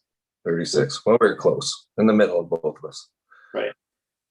Of $36,000. Thank you, Councillor Harris. Yes, that's friendly. Thank you, Councillor Harris. Okay, seeing any further questions on the motion? I'll call the question. Councillor Williamson, you're good? Yes. Yep. Oh, no, I'm not asking that. I never do that. That is the clerk's job. Whoa. That's a clerk's job.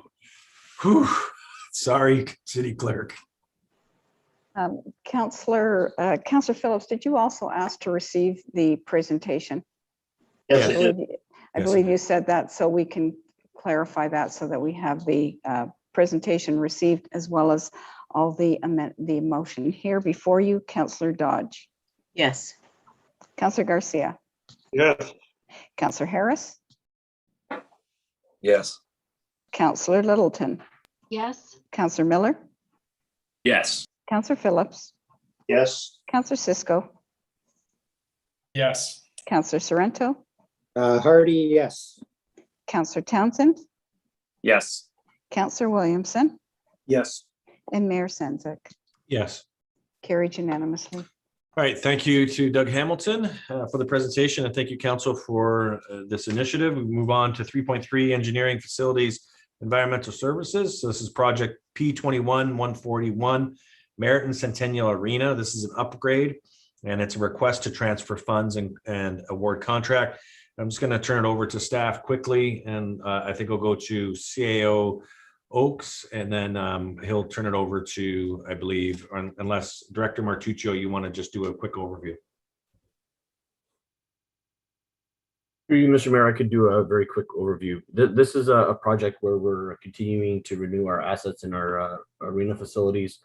The work intended in this project is to replace the floor and boards at Merritton Arena, as well as the lighting systems, sprinkler systems, OE ceiling, and the dehumidification in the building. We're also doing accessibility upgrades to the facility by implementing accessibility into a couple of the change rooms, as well as implementing an accessible washroom for the users of the facility.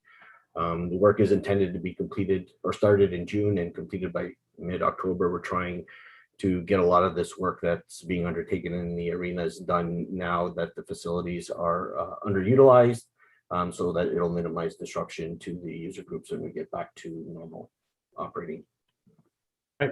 Great update. Before we get to the questions, just want to make sure, I think it's Councillor Littleton and Councillor Miller are moving the motion. Okay, so the motion's on the floor. Councillor Littleton, Councillor Miller, got Councillor Phillips with your hand up. Yes, thank you, Mr. Mayor. Just a comment to council. I was thrilled when I saw that Schiltus Construction got the contract for doing this. Councillor Harris and I worked with this company when they did the remediation of the floors at the floor pad, and we were extremely impressed with the quality work they did. So as far as council is concerned, I can guarantee you that we have, if not the best, one of the very best companies to do this work. Very well said, and thank you to Councillor Phillips and Harris for the work on the floor pad, because that was a lot of money, but it was money well worth spent. Councillor Littleton, you're up. Thank you, Mr. Mayor. I just want to thank staff for bringing this forward. This has been a long time coming, and for the facility to receive the necessary upgrades is really great for the arena and for the staff that work there operate the arena. And so thank you to staff for doing that. Thank you, Councillor Littleton. Councillor Garcia. Thank you, Mr. Mayor. Through you, this is a very important project which I support. I just have a specific question of Director Martuscio. In terms of funds that are being reallocated, I noticed that he's saying $60,000 from the Bill Burgoyne Arena floor and boards. And I know the Bill Burgoyne Arena was in really serious need of work. So I want to make sure that this is not going to set them back in any way. Through you, Mr. Mayor, the funds that were identified are funds that are remaining from the project. We've completed the work that was intended at BBA. It underwent very similar upgrades to what is planned for Merritton. Thank you. Councillor Garcia, Councillor Sorrento. Thank you, Mr. Mayor. Through you to either CAO Oaks or Director Martuscio. Did we apply for any infrastructure grants from Infrastructure Canada or any federal or provincial grants that we might be able to access for this project? Through you, Mr. Mayor, we were monitoring grant opportunities. However, none of the opportunities that were available at the time fit the project that was being undertaken and within the timelines that were required to carry the work out. The only external funding that we are receiving is through Save on Energy, which is allowing a small contribution to the LED upgrades that we're doing in the facility. Okay, thank you. Thank you, Councillor Sorrento. Councillor Miller. Thanks, through you. Yeah, just a comment. I guess I'm not 100% clear why this got pulled from consent, but happy that it did, and to have the opportunity to thank staff, and also thank the Lions Club of Merritton, who has been our partner on this. I know we're continue to work and to save city taxpayers millions of dollars by operating this arena for the last 50 years, and I'm happy to see the city remains a strong partner with them to provide these updates. So good news story for sure out of Merritton, and hey, we always love those. So thank you. Thank you, Councillor Miller. Councillor Harris. Through you, Mr. Mayor, to the directors of Parks and Recreation. I'm just wondering, if we do these renovations right now, what happens in the future if we're presented with other possibilities to redevelop that entire site and put more of a community kind of center is it worth spending the money now or wait to see what unfolds over the next little bit? Can it be Mr. different? Mayor. I'm trying to say. Director Christie? Yeah, through you, Mr. Mayor. We believe that it's important for us to make these upgrades now. The facility does need upgrades. Our response to our commitment to being more aware of the impact to the environment really behooves us to make these upgrades now, to make the plant more efficient, the facility overall to be more efficient.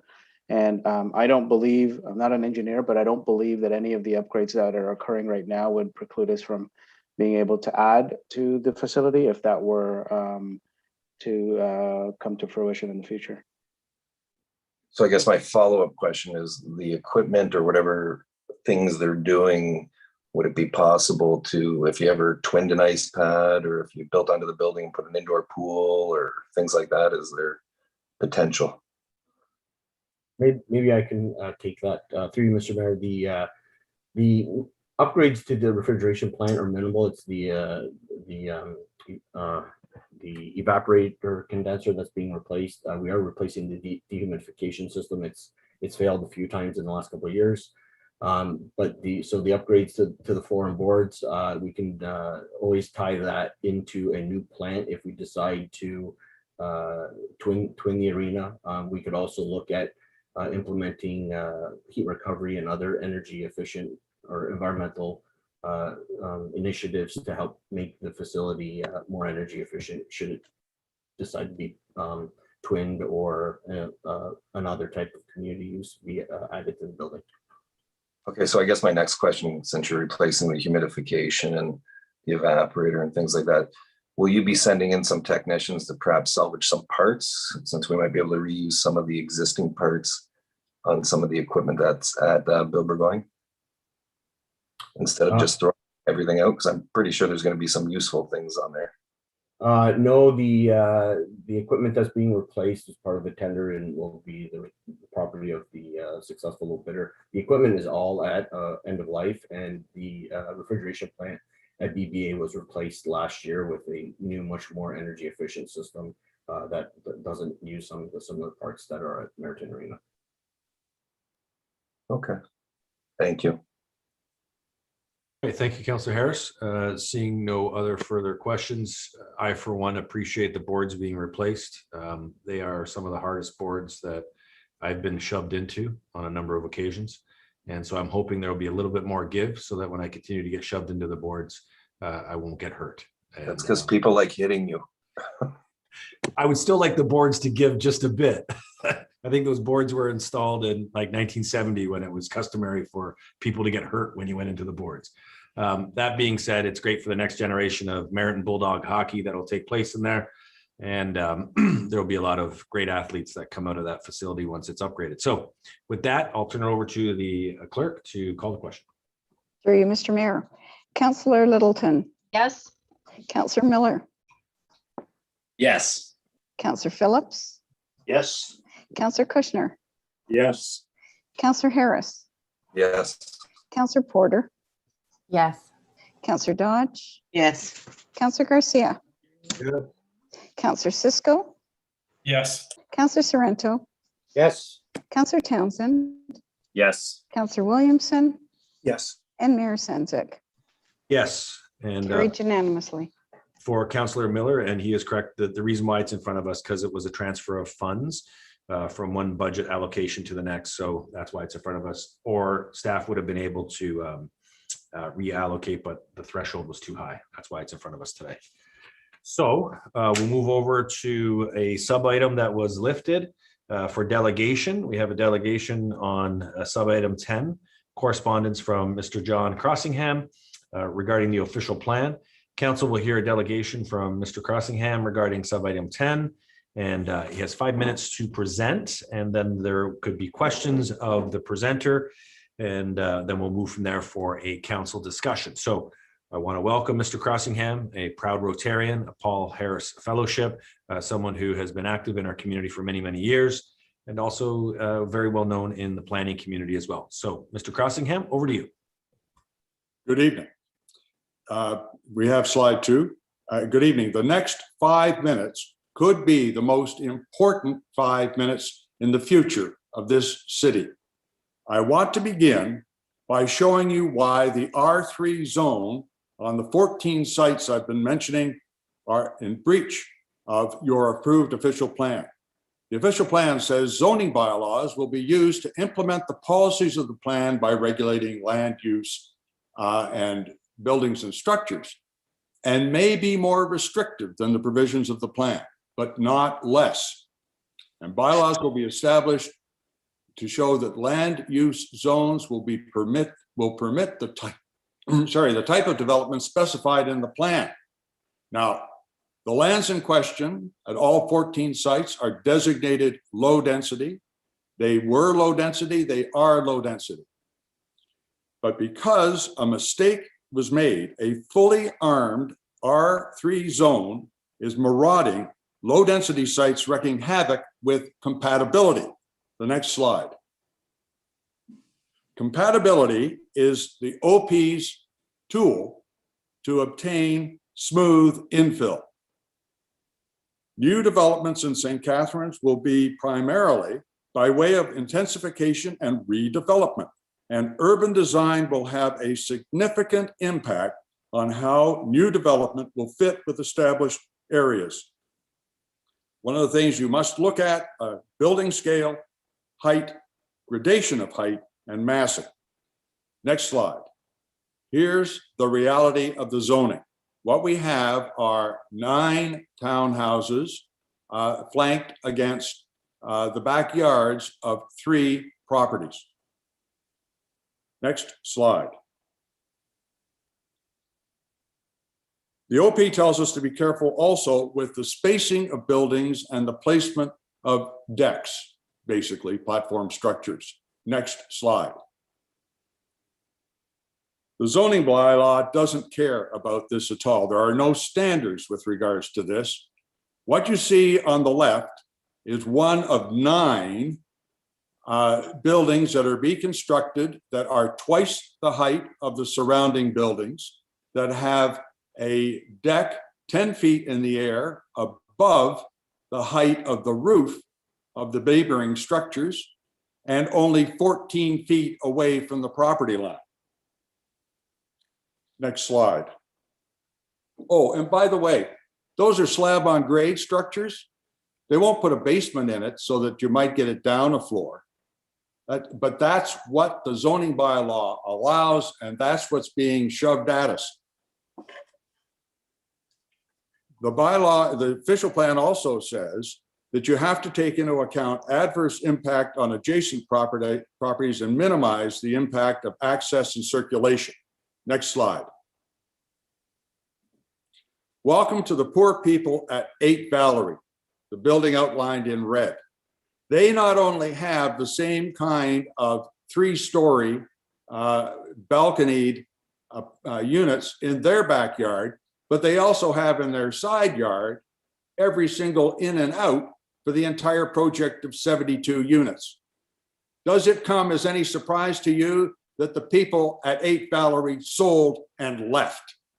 That's the kind of impact bad planning has on a community. Next slide. This is what you can get if you pay attention to the planning principles set out in your OP. This is a plan that has been approved by the community. The neighborhood is prepared to accept a medium density proposal on this site if the design criteria in the OP are respected. To ensure that this occurs, we need council to do 2 things. 1, take back control of approval of this site plan. This is far too important to the future of infilling in this city to be delegated to staff. And secondly, pass an interim control bylaw to permit a study of these 14 sites to ensure that the zoning respects the OP criteria. Next slide. I told you that this might be the most important 5 minutes in the future of this city. We are only going to grow by infill. The institutional sites are the main source of land to do so. We can't infill by ramming, cramming, jamming, and slamming, maximize buildings into the surrounding neighborhoods. Something's going to break, and 8 Valerie is just the tip of that iceberg. This is going to be repeated on every single institutional site unless you can get a zoning bylaw that respects the neighborhood, and it's not there. You have a choice. You have a choice of 74 units of intelligent infill or 72 units of infill uber alles. Thank you. Great. Thank you very much for that presentation, and thank you for staying within the 5-minute mark. Greatly appreciated. I'm going to turn it over to I'm a professional. I know, you can tell. Turn it over to Councillor Kushner for a question. Thank you, Mr. Mayor. I have 2 questions to Mr. Crossingham. First, I preface my comments by saying that this is the first that I've seen in over 40 years being on council, that a residents group comes to council with an alternative plan, which not only maintains the density, but in fact increases it by a marginal amount. So the question I have is, first, the alternative plan is very well presented, in my opinion. It puts the driveway in the center, and it takes into account the buildings adjacent to the single residential. And my understanding is that there's professional input into the plan. Could you please expand on that? Well, I'm very grateful to the assistance of Bob Odell, who has 45 years of professional planning experience in this community and is a native of St. Catharines and who understands how infilling works. And he and I sat down and said, okay, let's assume that we're going to have medium density instead of the low density that we've been promised. How do we make this something that can work? And so the 2 of us sat down, we looked at the parameters. We knew that the density should get out onto Glendale. It shouldn't be shoved into the pocket at the bottom of the buildings, because having a 10-foot balcony overlooking your backyard that's taller than the roof of your house is just idiotic. And so we put in 2-story townhouses, and we put the 2-story townhouses in all of the areas. Now, there's no bylaw requirement for that, and that's the problem. You need a bylaw that says, okay, if you're next door to R1, then you shouldn't be higher than 2 stories, because 2-story is everywhere in R1, and 3-story almost never is. And by the same token, we also moved the buildings around so that they buffered the entranceway. The concept of infilling is really quite simple, and it's the one set out in your official plan. What you need to do is to feather the use in. You need to use lower densities, gradation of height, all of those things the OP talks about, so that the people who are adjacent to this look at something that's like unto them. And so we moved the intensity of the use out on to Glendale and Valerie. Nobody in the park cares whether or not there's 47 units of apartment structures across the road from it. And the interface across Valerie isn't a problem. So that's where the density needs to go. But you don't have a bylaw that forces it. And you were promised one. When this occurred in 2012. No, I'm not that old. Okay, 2012, I sent the councillors this. This is the response on the draft bylaw by the staff. And the staff said, churches and schools are permitted in institutional I1 and I2 zones within neighborhoods. Official plan supports wide range of housing types in low density neighborhoods, but not apartments and certainly not stacked townhouses. bylaw requirements protect neighborhood character. Well, they don't. And that's the problem. They should. We were promised it. Its promise has been broken. This council needs to keep it, because without that, every single time you have one of these developments taking place in an area where you're surrounded by R1 zones, you're going to have this kind of interface, the one that's showing where you have balconies overlooking people's backyards. Bad idea, bad planning, terrible planning. And it's not something that, but it's what your bylaw at the present moment is authorizing, and it's not going to make the future growth of this city smooth. And you have the power to make sure it does by simply following what your official plan says is the appropriate way to deal with this. Thank you.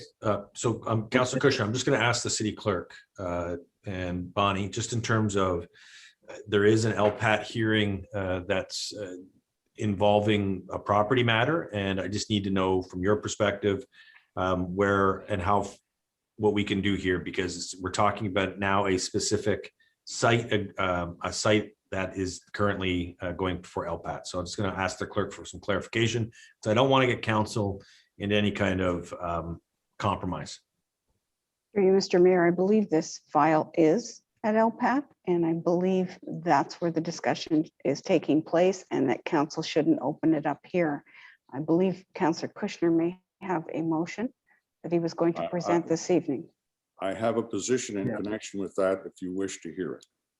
Well, and I do honestly, to Mr. Crossingham, I respect the position. It's just we are, as a council, we shouldn't be debating something that's in front of LPAC, because it could is not in front of LPAC.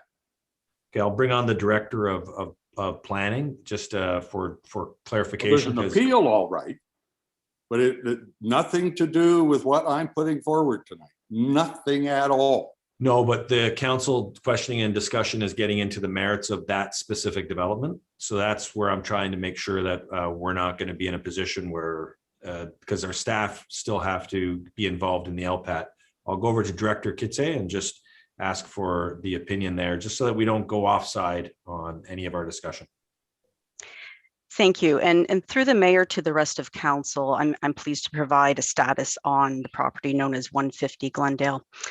The applicant is Ambria. They submitted a site plan application for a 72-unit stacked townhouse development.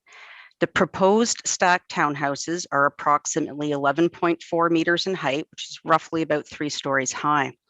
The subject lands are zoned community institutional, which is I2, which also permits medium density residential uses as regulated by the R3 zone as of right. The R3 zone permits both stacked townhouse and 20-meter high apartments as of right, subject to regulations. Through that site plan review, staff noted that there were a few pinch points on the site plan that did not conform to the city's zoning bylaw, namely some setbacks and parking dimensions. The Committee of Adjustment held a public hearing on the matter, and a tie vote was cast. As a tie vote translates into the request being denied, the applicant has appealed the matter to the Ontario Land Tribunal for decision. At this time, the proposal for 150 Glendale rests with the tribunal. Thank you. That is wrong. With all due respect, Mr. Mayor, I can tell you, we can't allow, and I do honestly, we can't allow citizens to debate with a director. Even lawyers. But you're still a citizen in this forum. You're still a citizen. I appreciate that. And a very happy one. I paid my tax bill today. I paid mine yesterday. Okay, I didn't get mine till today. Okay, so all I can say, I'm going to put it on the record, and then we can go from there. Okay. First of all, what I'm asking you to do is to look not at the issues in front of LPAC, but to look at the whole issue of why we have the zoning regulations in place that we do. The Director of Planning has not addressed the fact that the zoning bylaw got slipped through and was a mistake. It is not in conformity other than section 24.4, which deems conclusively that once it's through, it's conformed, but that didn't go through the usual process. Okay. And so I am saying to council two things. One, it is within your power to look at an interim control bylaw, which simply it can go in at any point in time and say, we want to study this. It doesn't matter whether it's in front of LPAT or not, because LPAT's only dealing with the bylaw. But if you decide to put an interim control bylaw, that freezes everything. And it doesn't, LPAT is not part of that process. Secondly, I take strong exception to the fact that stacked townhouses are a permitted use in this city. I have made the director of planning and I've made the chief building official aware of the fact that if there is a building permit application in this city for a stacked townhouse under the current bylaw, that the city will be sued. Okay. We have retained Tom Richardson to do so, and we have the funding. Okay. You want to know how ticked off this neighborhood is? I even managed to get a grant out of Dave Cooperman. Okay, so we'll leave it there. Right. I just want to put it on the record. Okay. Do what you want. So what I want to do is, to the other people who have their hands up, we are not talking about the site that has been mentioned. It's not for discussion. As Mr. Crossingham has pointed out, it's about a citywide policy that he's looking for council to take action on. So no more questions on the site that has been addressed. And if they do have a question on that, put your hand down, because there's no more questions on that one. Councillor Kushner, you got a follow-up. Yes, the follow-up is with respect to the impact that zoning has on the institutional, the I-2, elsewhere in the city. Mr. Crossingham has indicated that this is not a local issue, it's a city issue because there are 14 other sites. Now, my question to Mr. Crossingham is, we have 14 other sites that are institutional too, but are there other sites that this type of incompatible development could take place, development that is not consistent with the official plan? Okay, all right, there's a twofold answer to that question. And first of all, the 14 sites that I have cited are only the ones that were rezoned in error, that have still low density designations on them under the official plan, but that the zoning is inconsistent with that, but of course is deemed conclusively to conform. But beyond that, you have 88 institutional 2 zones. This is the source of your future land to develop on. Almost all of it. And right now, your R3 zone controls only 3.5 things. 1, building height. 2, setbacks. 3, maximum density. And then, as a bit of an aside, parking, because that, if you can't put the parking on the site, then you can't get the density, but that's sort of a backdoor kind of thing. And that's it. So there is nothing in any in that R3 zone that addresses in any way a lower setback or a larger setback next to a property, a lower building height next to an R1 zone, a slightly larger building footprint next to an R1 zone, a maximum height of decks next to an R1 zone. And all of those things are dictated to you by your official plan, which is a very wise document and sets out in great detail how compatibility is to be achieved. And it's being utterly gutted, entirely circumvented. It's being mocked by this. Okay, So again, and we'll go. That's throughout your city. So again, we'll go to Councillor Kushner. You're finished? Yeah, well, one more general question, Can Mr. we? Mayor. The official plan policies, whenever, if you read Part C, general policies, they talk about compatibility, sustainability, but are there any municipalities that have more exact criteria to judge what is compatible, what is sustainable? I think that the city of St. Catharines probably has the best and most ignored official plan in the entire province, and it has it for an extremely good reason. This is the only city that must grow within a fixed urban area boundary. Back in the late 70s, as a young lawyer, I sat there for months at the Ontario Municipal Board hearings that set those boundaries. I understand fully that we are fixed, and the official plan acknowledges that. And a lot of work went into developing policies that would allow neighborhoods and new development to coexist, and it's being trashed. That's what your problem is. Thank you. Thanks, Councillor Kushner. Councillor Williamson, you're up. Thank you, Mr. Mayor. 3 to Mr. Crossingham. Are we dealing with other land use zones other than institutional that could also create problems for compatibility? Not nearly to the degree, because you see, the institutional zone is held up and everybody focuses on that. And okay. And then the R3 is slid in.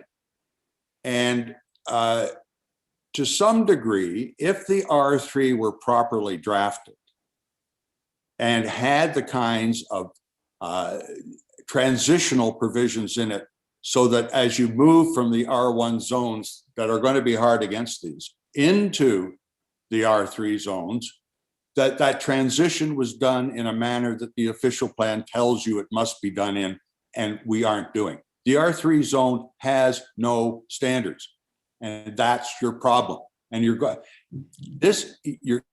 future as municipal councillors is going to be a lot smoother if you put in the kinds of development that the official plan envisions. But you won't have me here getting all exercised about how unjust this is, because it won't be unjust. I'll be able to tell people if they talk to me about the thing, well, there's a plan here and it works, and this is why it works. But I can't do that here. And that's why we've been it's been so easy to raise the money to fight this, because it's just so wrong. People shouldn't have to sell their houses because of what's being threatened to be put in next to them. This is wrong. Are you, you believe that we can achieve the kinds of densities in these infills, doing them so that they're still, that they would be compatible, more compatible, let's say, with neighborhoods, surrounding land uses? Absolutely. Particularly R1s? Yeah, absolutely. And I can tell you why. When the official plan for the city was drawn up, infill, the boundaries were fixed, and infill was the only way you were going to grow, redevelopment and infill.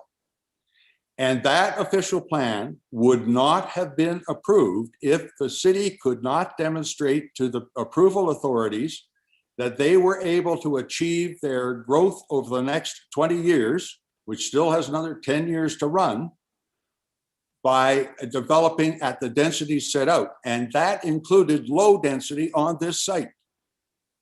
So feathering in the development, the idea of feathering in the development, you don't have to, the idea of feathering in the development is built into the plan. When the plan was approved, the people who approved it knew that when medium density was going to be put hard against an R1, that there was going to have to be some compatibility. But they still approved the plan because the densities were achievable for the population goals for the city. So I can tell you definitively that that plan would not be approved if it were not for the fact that it worked. And you Thank don't you have all. to cheat in order to get to where you need to go. You need to do it by the plan. Thank you. I know there's other speakers, so I yield the floor. Thank you.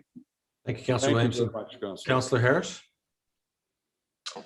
Through you, Mr. Mayor, to the presenter, I just want to quickly just summarize what exactly, and I think Councillor Kushner and I know, but what exactly in a short little answer do you want us to achieve tonight?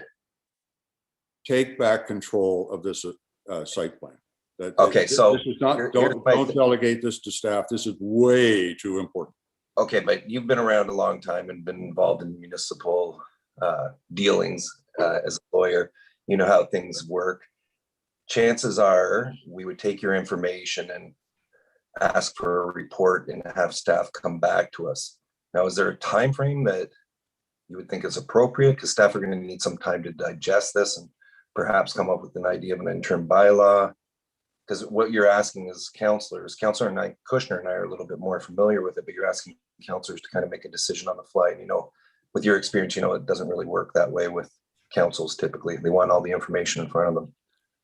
So I'm suggesting you give me an answer of how you want us to Okay, proceed. so the short answer on this is simple. Pardon me? The short answer is simple. You have delegated the authority to the Director of Planning. But the authority under the Act rests with you initially, subject to your ability to do so. Taking it back is simply reasserting the authority that's granted to you initially under the Planning Act. But I don't expect things to happen instantaneously. I'm a realist, but I don't see how that's. Yeah, and the question of interim control bylaw, of course, is something you want to refer to staff. Absolutely, I understand that. So can I make a suggestion? I believe Councillor Kushner has a motion that he wants to put forward, and I'd be seconding it. And I can't really speak to it for all, but hopefully right after I speak, Councillor Kushner can put it on the floor, and then we can refer it to staff and come back in a timely manner with a report. Does that make sense? Certainly. Okay. Perfect. So we've got two other speakers. Do you have questions of the presenter that you would like to address, or do you want to move over to the motion that's on the floor? This is a referral motion, Mr. Mayor, so No. I don't. What I'm saying is that we had two people with their hands up for the speaker, and now we've got a motion on the floor, but I just want to make sure and be courteous of their, so Councillor Porter, you had your hand up. Do you want to, do you want to speak to the motion or to the presenter? I was going to ask the presenter a question if I'm permitted to do so. You can, yeah, you can do. We're not, you had your hand up before the motion, so this is to the presenter only. So, Mr. Crossingham, what you've come here to ask us to do, you suggested that you're raising money to sue us, and you would like us to pass an interim control bylaw to freeze all of the institutional lands across the city in the midst of a housing crisis to stop all of those developments over concerns about density over 3 stories on this property. Am I correct? No. Okay. Okay. Do you want, I can elaborate if that would help you. Yes, please. All right. The motion is to deal with 14 sites, which are at the moment happily institutionalizing away. It gives you the opportunity to deal with that so that it doesn't come the way this one has from the neighborhood, because the neighborhood has all of a sudden been woken up. But what it will do is to make sure that the other neighborhoods don't get the shock that this neighborhood has had to endure, and that there will be an opportunity for the kind of infill that your official plan envisions. Okay? Thank you. You're welcome. Okay, Councillor, we're going to end off with Director Kitse. I'm going to go Councillor Garcia. Do you have a question to the presenter, and is it germane to the discussion, or can we move to the motion? Yes, I have a question of the presenter, Mr. Mayor. I've had my hand up for quite a while too. Anyway, I would like to ask Mr. Crossingham, just to clarify, I think Councilor Kushner touched on this, but we've talked about 14 sites, but I'm also very concerned about incompatible infill throughout the city, and particularly in Port Dalhousie ward. How many sites do you figure, based on your reading of the bylaws and the official plan, there are that this concern would apply to? There are 88. It's 86 or 88.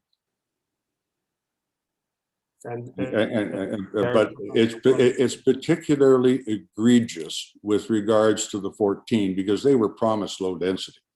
The other ones are set as becoming medium density, so there's less of a shock to the neighborhood.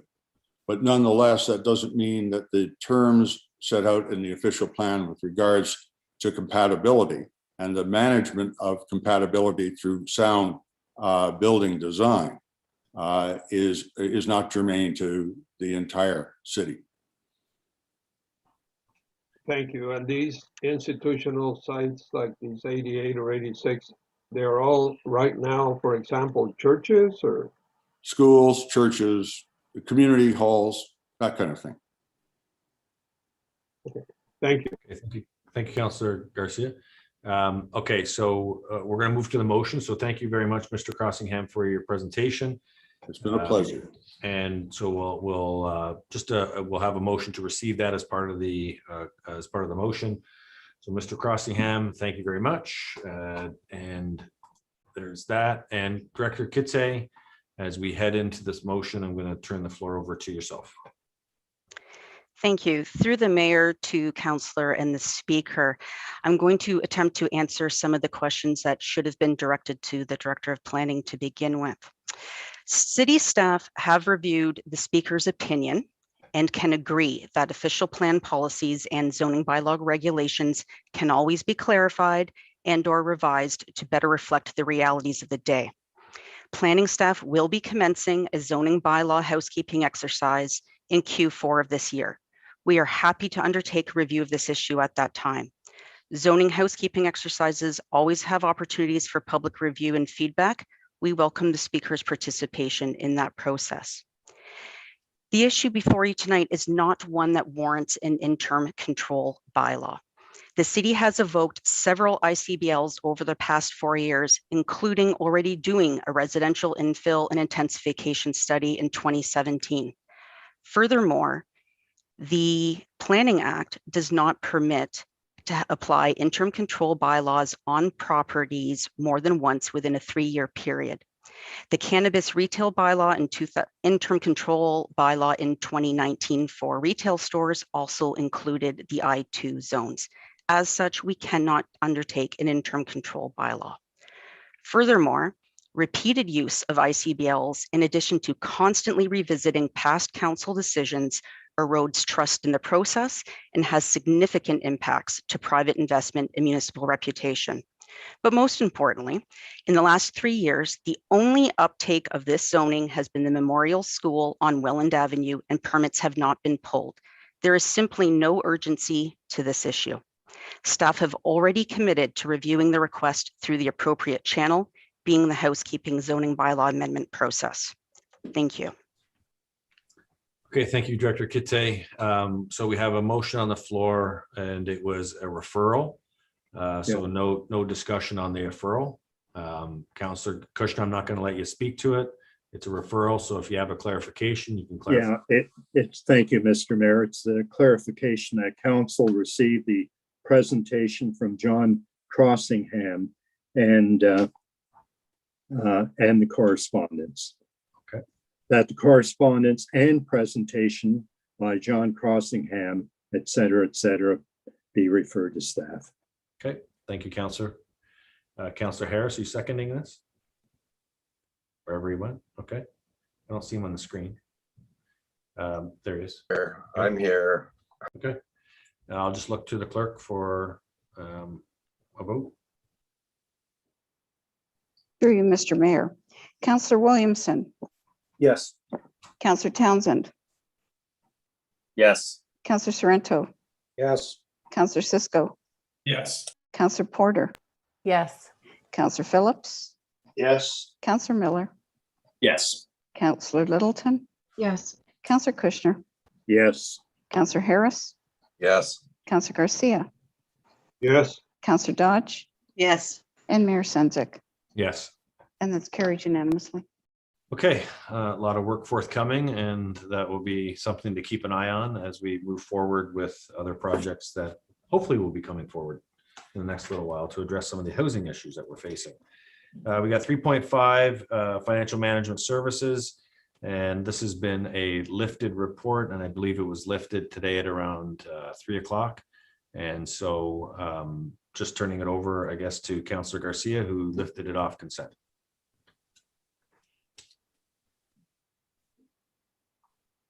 Thank you, Mr. Mayor.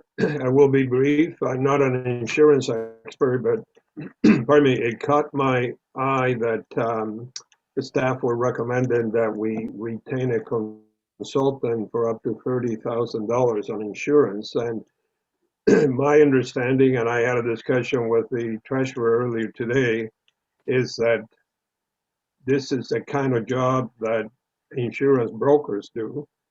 I know that we have some questions about whether our deductibles are correct and they should be raised or lowered, you know, something that we go through in our own personal insurance, home or automobile. But I would like comments from, in addition to the staff, I'd like to see how my council colleagues feel about this. It seems to me that we don't need to spend $30,000 on an insurance consultant when we could retain the services of a broker or two who would do this for free and would work to give us the best possible insurance deal. All right, thank you, Councillor Garcia. So before we go to other questions, because I know this was lifted late this afternoon and staff had to scramble to get the answers to your questions, I'll turn it over to Christine Douglas, Director Douglas, for her position on this. Thank you. Through your worship to the councillor, with regards to the recommendation in the report looking to engage an insurance consultant, staff believe that this is an important consideration at this time prior to the city's next renewal. The insurance marketplace is constantly changing, and we're seeing insurers currently leaving the marketplace, placing stricter limits on the coverage, and this is all part of the current hard insurance market that is being experienced. Further to that, there is the inclination of insurance companies to increase our deductibles and raise premiums. It is critical for staff to ensure that the city has appropriate coverages based on the nature of our business, our property portfolio, and the changing business. For example, electronic versus normal cash receipts. With regards to liability premiums, the past couple of years, our provider has indicated that our general liability premium could experience reductions with the increasing of our deductible amounts.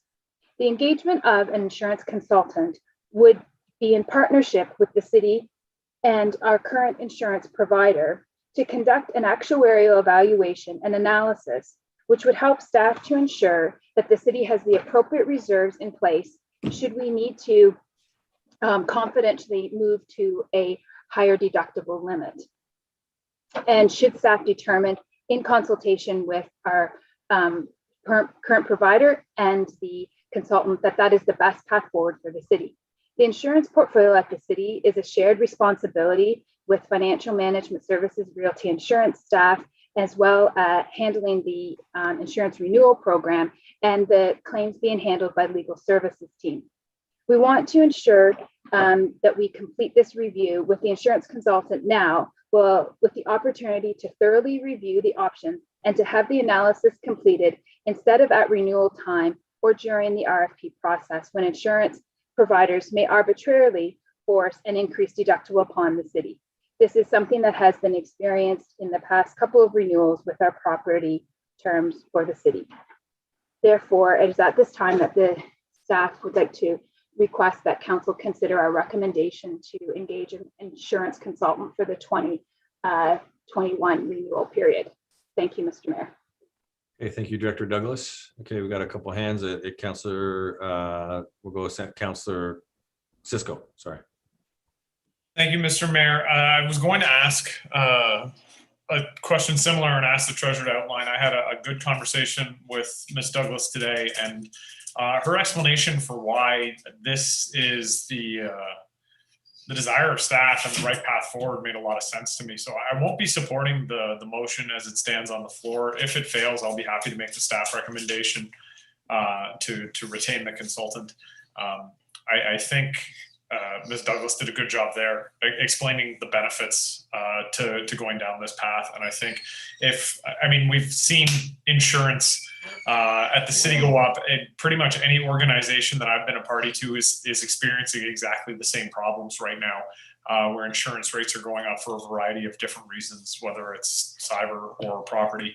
And the report does a pretty good job of outlining why our rates are going up. But I think consultant is a must at this point, given the conditions in the market. So I would hope that council defeats this motion so that we can put the staff recommendation on the floor. Thank you, Councillor Cisco. Councillor Sorrento. Thank you, Mr. Mayor, through you to Director Douglas. Director Douglas, should it be the will of council to remove the $30,000 for the consultant? How detrimental would that be to the team in terms of procuring insurance quotes and the like?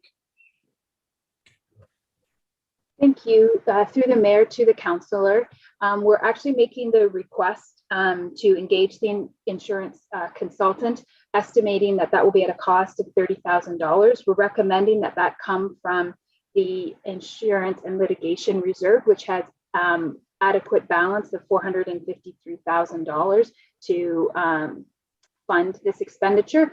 And as I indicated in my opening comments with regards to the reason that staff would like to move forward at this time is that we are experiencing each renewal that we could have lower premiums if we increase our deductible, but it requires significant analysis, and without there being a staff position that has the responsibility to review the city's insurance portfolio, their use of a consultant would have the resources to do that analysis thoroughly, and also at a time when we're not at our point of renewal. It will be done this summer fall time frame, so it would be available when we look to renew our insurance next year. Okay, that's great. Thank you. Councillor Sorrento. Councillor Porter. Thank you, Mr. Mayor. I'm in favor of the staff recommendation. It's an insurance broker's motivation to get commission from what I understand of the insurance company. I'm not aware of any insurance broker who could do this type of analysis and actuarial work that the staff is looking for, unless there are people out there that I'm not aware of. I know, just as a small example, how difficult it is to get insurance coverage. We had trouble getting insurance coverage for a community garden in the ward, which is how it speaks to how complicated things have become. And we're hearing stories that, from the private sector, that they're having trouble getting insurance coverage as well. I think that the person that the city needs to hire is somebody that needs to be truly independent and can do this really good financial analysis of all of our insurance coverage, which is why I'll be supporting the staff recommendation on going outside to somebody independent. Thank you, Councillor Porter. Councillor Harris. Through you, Mr. Mayor, to the Director of Finance. How many people do we have working in purchasing and finance? Through the mayor to the councillor, we have 3 people working in purchasing. We have a purchasing agent and a buyer 1 and a buyer 2. Okay. And do we typically get analysts to review other things that we purchase for the city? Like services? To the councillor, to the mayor, I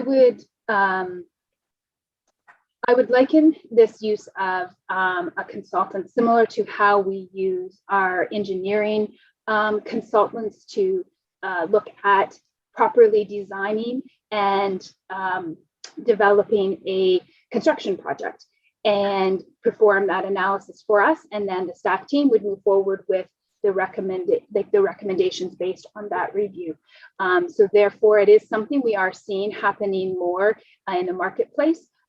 Staff have been part of a municipal insurance forum over the past year, and this is something that we see other municipalities also looking towards, because we're all looking for ways for us to be able to keep our insurance premiums at a reasonable level. Okay, so, but if we hire this person and do an analysis and it comes in at the same price, like, I'm just trying to justify this because I'm sure my constituents are going to ask why we paid a consultant to ask for, like, more or less vet getting insurance coverage. How do you think I should explain it to the constituents that we are outsourcing it because we're not comfortable asking, or we can't analyze these things? If I can, I think it's about, we don't have the expertise on staff to actually do the deep dive on a very rapidly changing insurance market right now.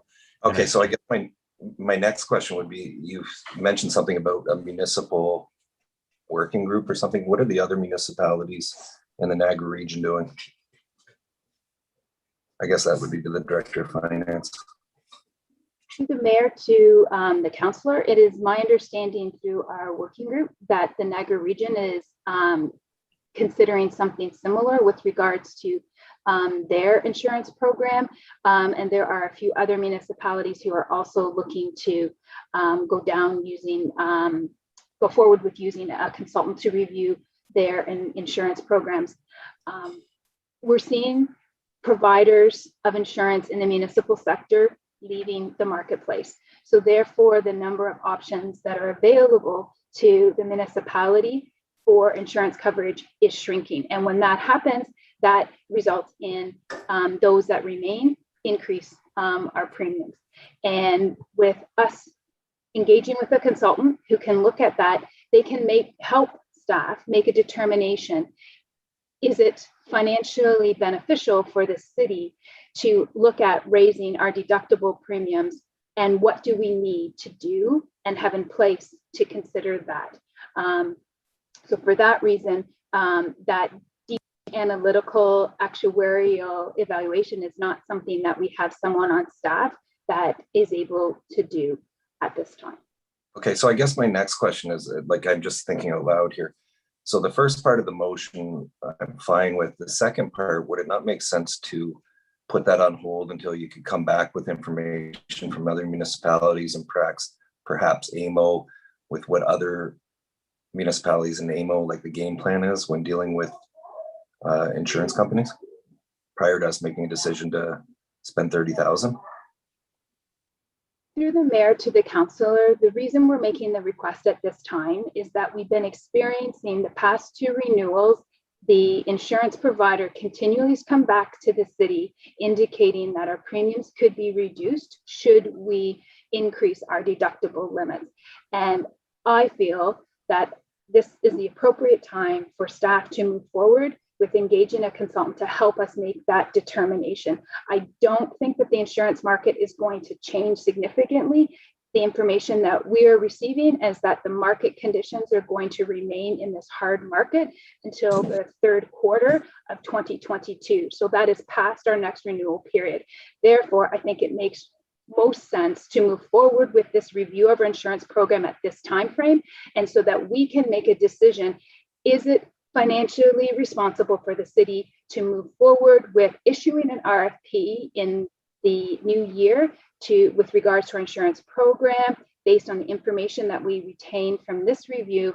Or should we look at holding fast with our current service provider for insurance so that we ensure that we have our adequate coverage in place?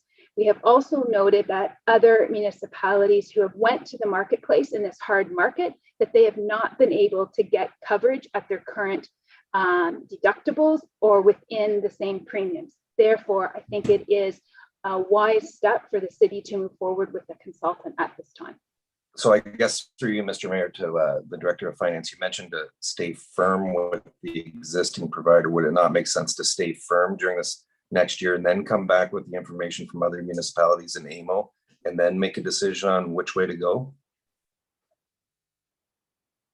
Through the mayor to the councillor, I think it's responsible to do this review at this time, because in the current renewal that we have with the provider, we are at the 3rd year of our first 36-month term. The next renewal is another 3-year term. And I think before we make that decision to make that renewal for an additional 3-year term, we should complete this review.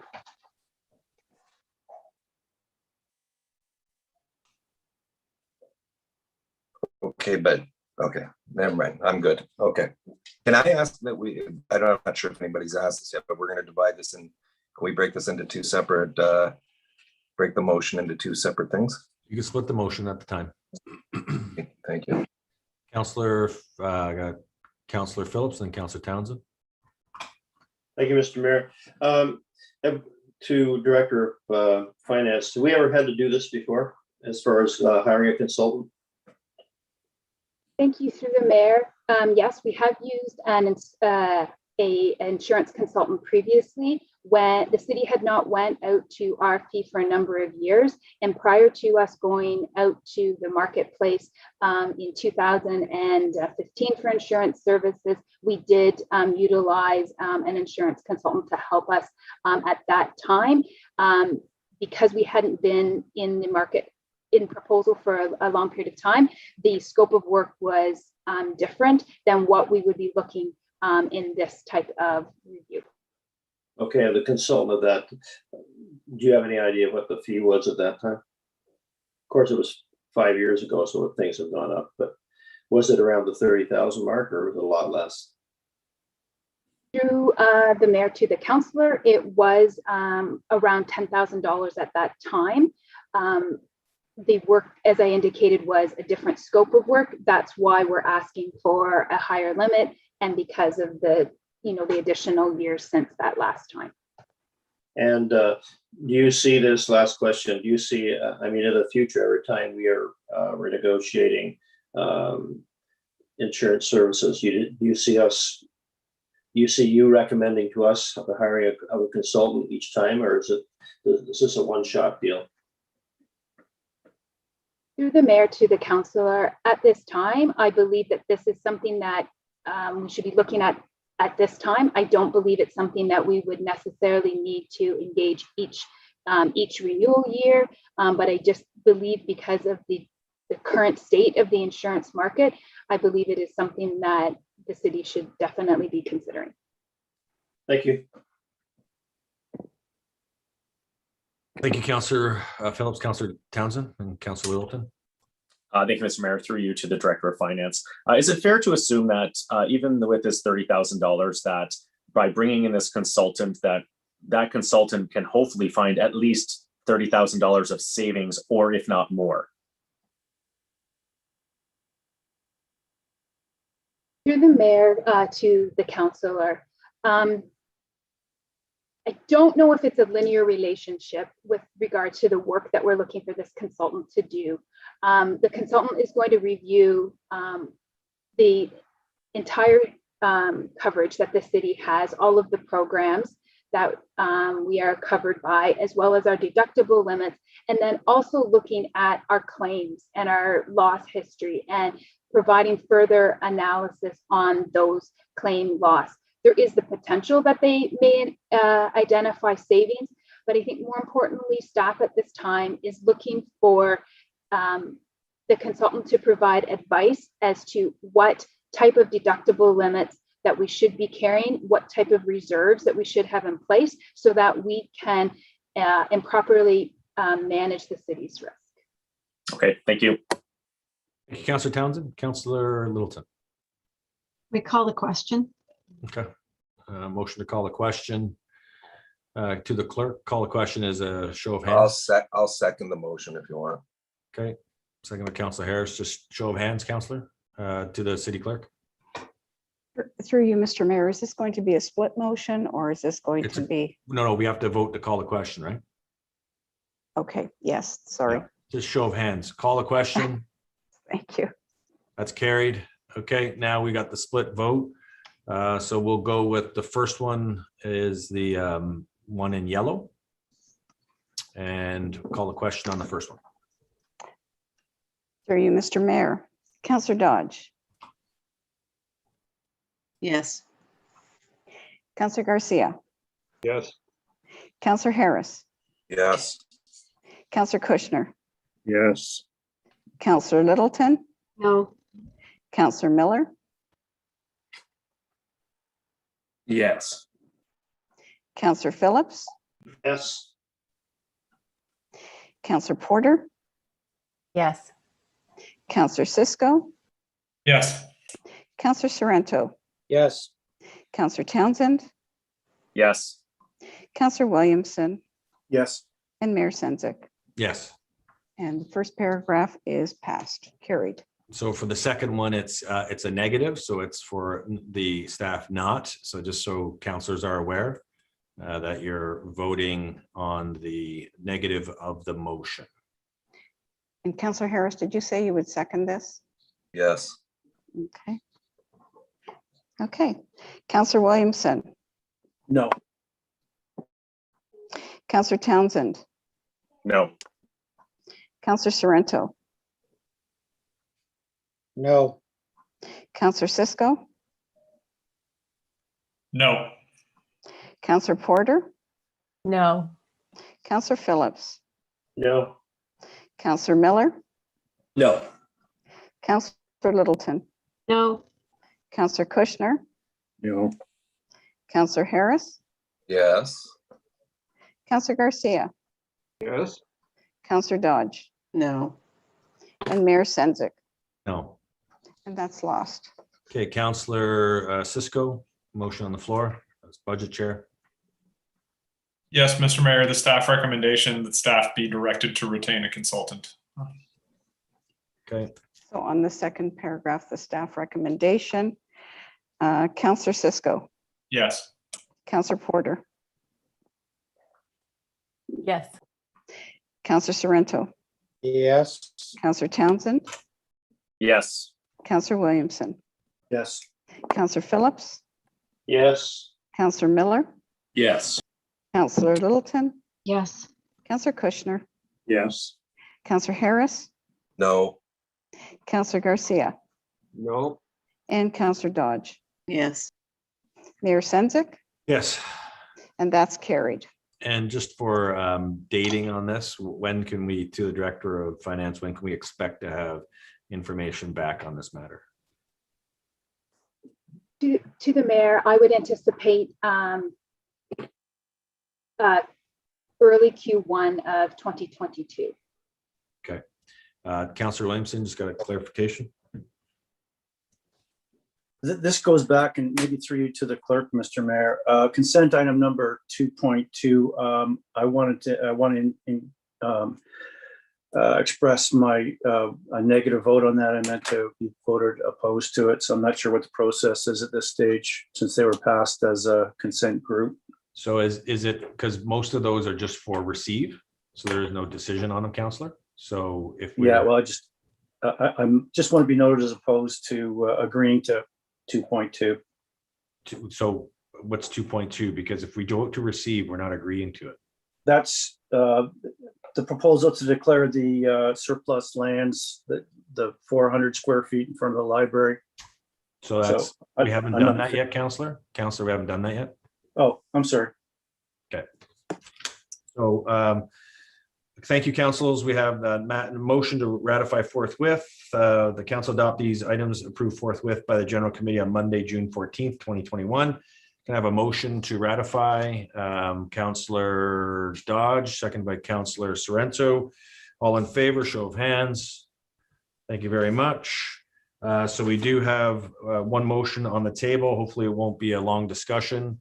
And it's a motion about parking restrictions in Port Dalhousie. It's really just a staff to work with the parking equipment provider. Councillor Cisco, you want to briefly mention this and then we can move forward with it? Thank you, Mr. Mayor. Just conversations that having over the last 2 weeks with respect to the parking restrictions. I'm hoping staff can work with the parking equipment provider, who I know has a variety of processes in a variety of different municipalities across Ontario.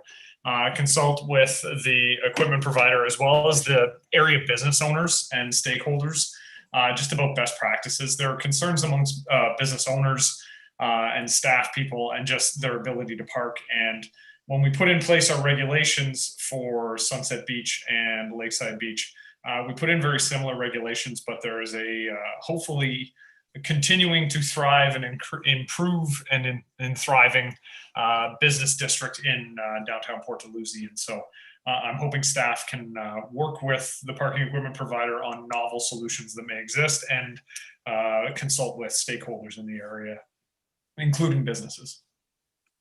Right, thank you, Councillor. Councillor Garcia. Thank you, Mr. Mayor. I think Councillor Williamson was ahead of me. Go ahead. You want me to go ahead? Okay. Sure. Yes, I just, through you, Mr. Mayor,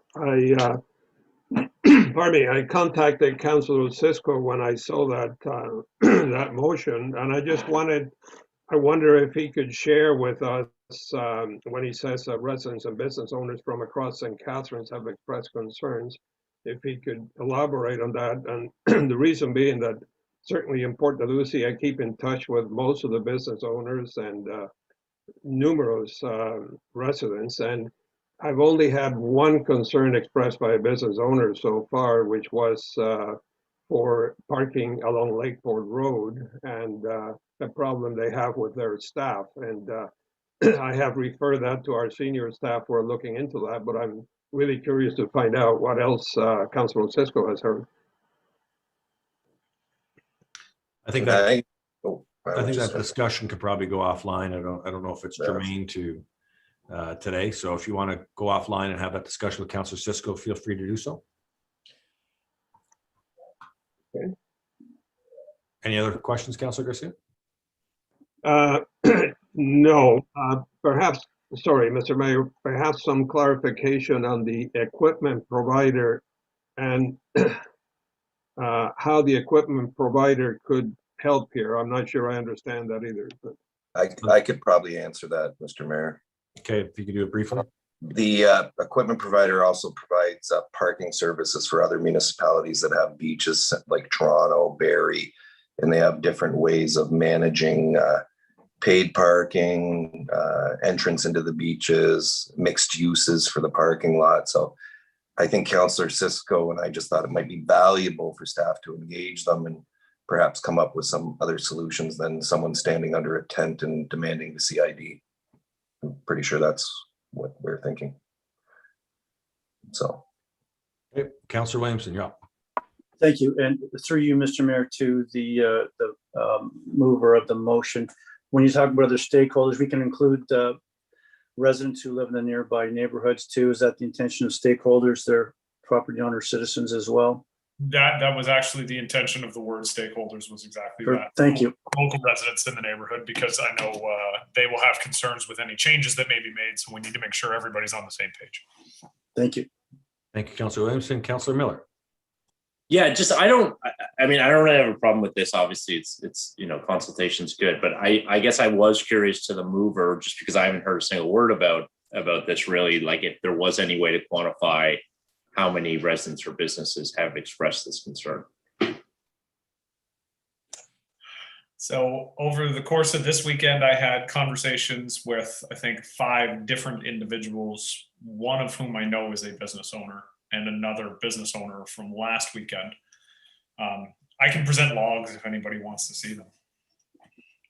It's fine. Yeah, it's just, sometimes I don't know when we say residents and business, like how many are we talking about? But like I said, I'm fine supporting consultation. I just, again, hadn't heard these issues myself. So fair enough.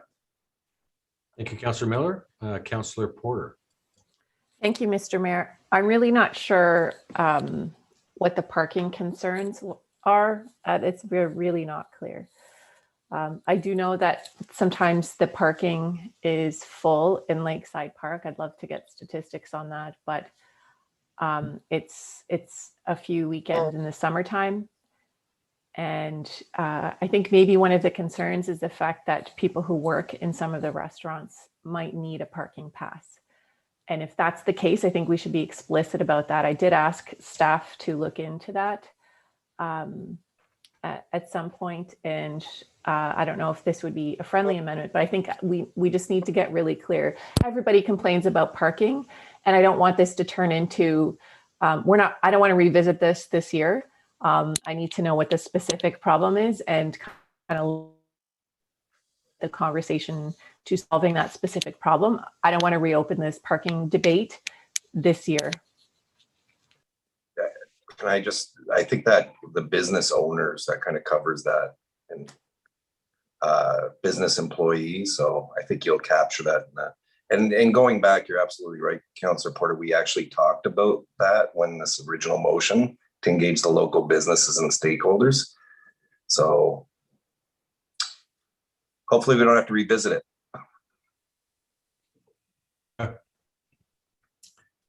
All right. With that, we'll just call the question and move on. Through you, Mr. Mayor. Councillor Cisco. Yes. Councillor Sorrento. Yes. Councillor Townsend. Yes. Councillor Williamson. Yes. Councillor Porter. Yes. Councillor Phillips. Yes. Councillor Miller. Yes. Councillor Littleton. Yes. Councillor Kushner. Yes. Councillor Harris. Yes. Councillor Garcia. Yes, I certainly support anything that improves parking in Port Dalhousie. Councillor Dodge. Yes. And Mayor Senzik. I support everything in Port Dalhousie, yes. Carried. But I shouldn't say that, because there are probably some developments that I don't support. So not everything, because I just get checking myself there. Okay, so we go on to, there's been no calls for notice of motion, report requests. Councillor Miller, we have a report request that you're just asking for. It's in favor of a report. Yeah, so I touched about this a little bit, touched on the special counsel. I'd just like to hear about our remuneration policy, how it compares to other municipalities. And Councillor Cisco made the point to maybe also document how we got here and when. I think obviously this role has changed a lot, both in its scope and its presence, as anyone who's on social media knows. So I'd be curious about when we made the decision. I think, it's not for us. We all know that, well, the 12 of us, not the mayor, we don't get paid very much in this job. And I don't think anyone signed up to do it for the money, but I think it would be good if we could look into ways to incentivize more people to run. And obviously money makes the world go round. So if we can get some different perspectives here by increasing the salary ahead of the next election, I think that could be a very positive thing for the city. But yes, that is my request. Okay. Thank you, Councillor. Can I ask that you can put in that report and how committees are comparable municipalities, how committees are reimbursed, the chairs and committee members? That can be included.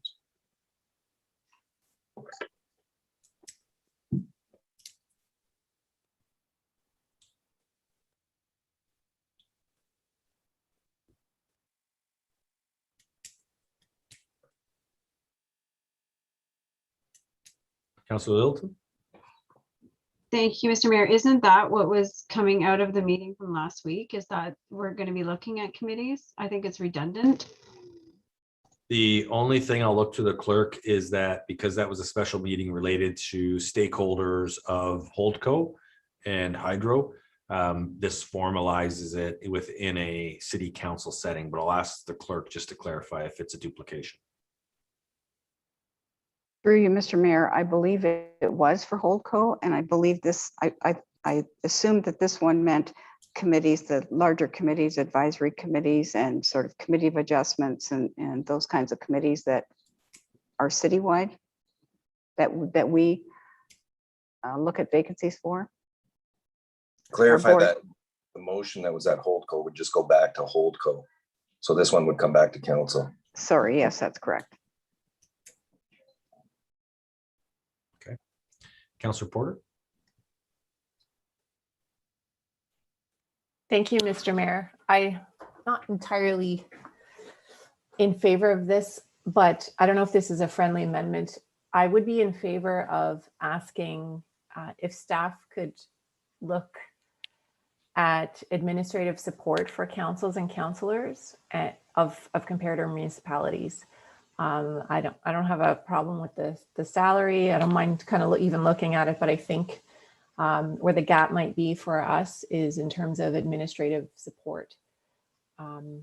We just have a lot of things coming at us all the time, and we don't have a lot of support. And it would be nice to have kind of a staff to staff people working together, resolving some of our issues. So we're not always going to directors for things like lawn cutting. I think even though it might cost a little bit more, it might actually save time, especially directors' time. We pay them a lot and their time is valuable. So it doesn't need to be a lot. It's just taking a brief look at what other municipalities do, if councillors share administrative support, or if they've got like a coordinator who supports all of the councillors. Yeah, if it gets Councillor Porter on board with this report request, then that is definitely friendly. All right, that's it. Okay, so it's a report request, show of hands. That's carried. Okay, ABC's motion to receive council file the minutes of the advisory committees of council as presented. Can I get a motion?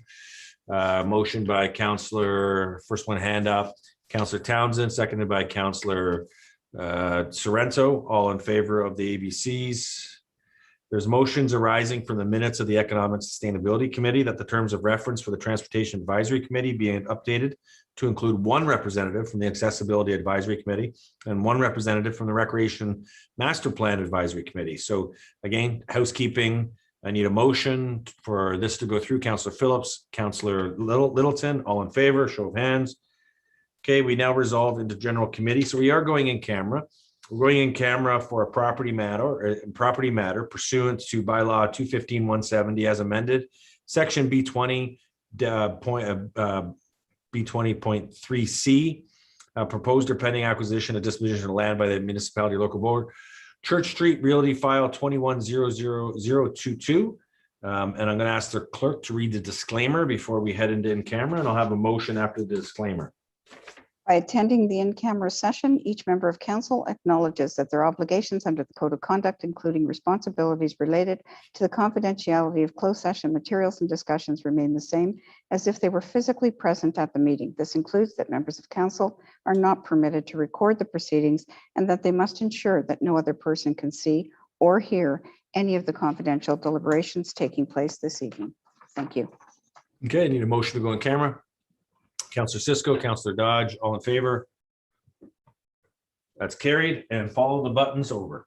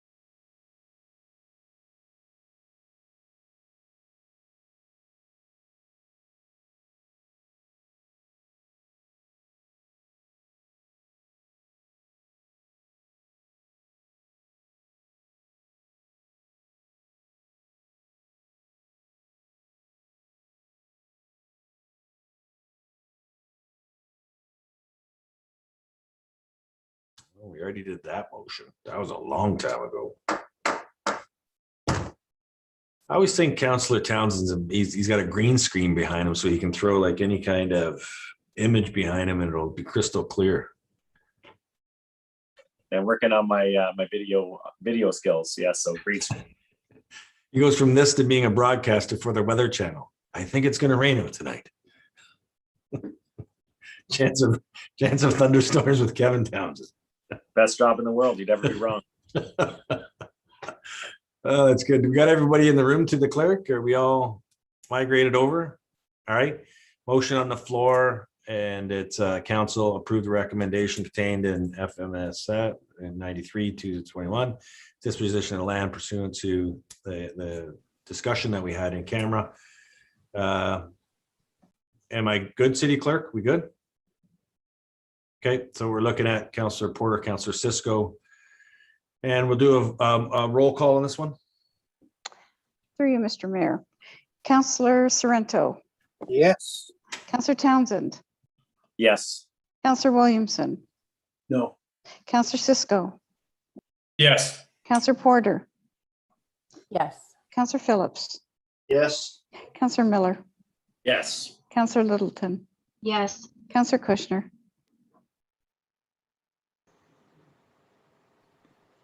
Councillor Kushner. Yes. Councillor Yes. Harris. Thank you. Councillor Harris. Councillor Harris. I'll see him. Councillor Garcia. Yes. Councillor Dodge. Yes. Mayor Senzik. Yes. Councillor Harris once more. Okay, this is Okay. carried. Thank you. Good. Okay, we got reading of bylaws. We have council agenda A through F be read first time, considered and passed. They be signed and executed by the mayor and city clerk. I just need a motion for this one. Looking for hands. Councillor Miller, Councillor Garcia, all in favor, show of hands. That is carried unanimously. And then Councillor read additional bylaw that the following bylaws, additional bylaws A and B be read a first time, considered and passed. And this is with regards to bylaw to appoint a chief building official and inspectors under the building code 1992. And so the second one, and Councillor Williamson, you may want to look at that one because it's a bylaw that may pertain. So just giving a heads up. Bylaw authorizing conveyance of certain lands, 86 Church Street Holdings.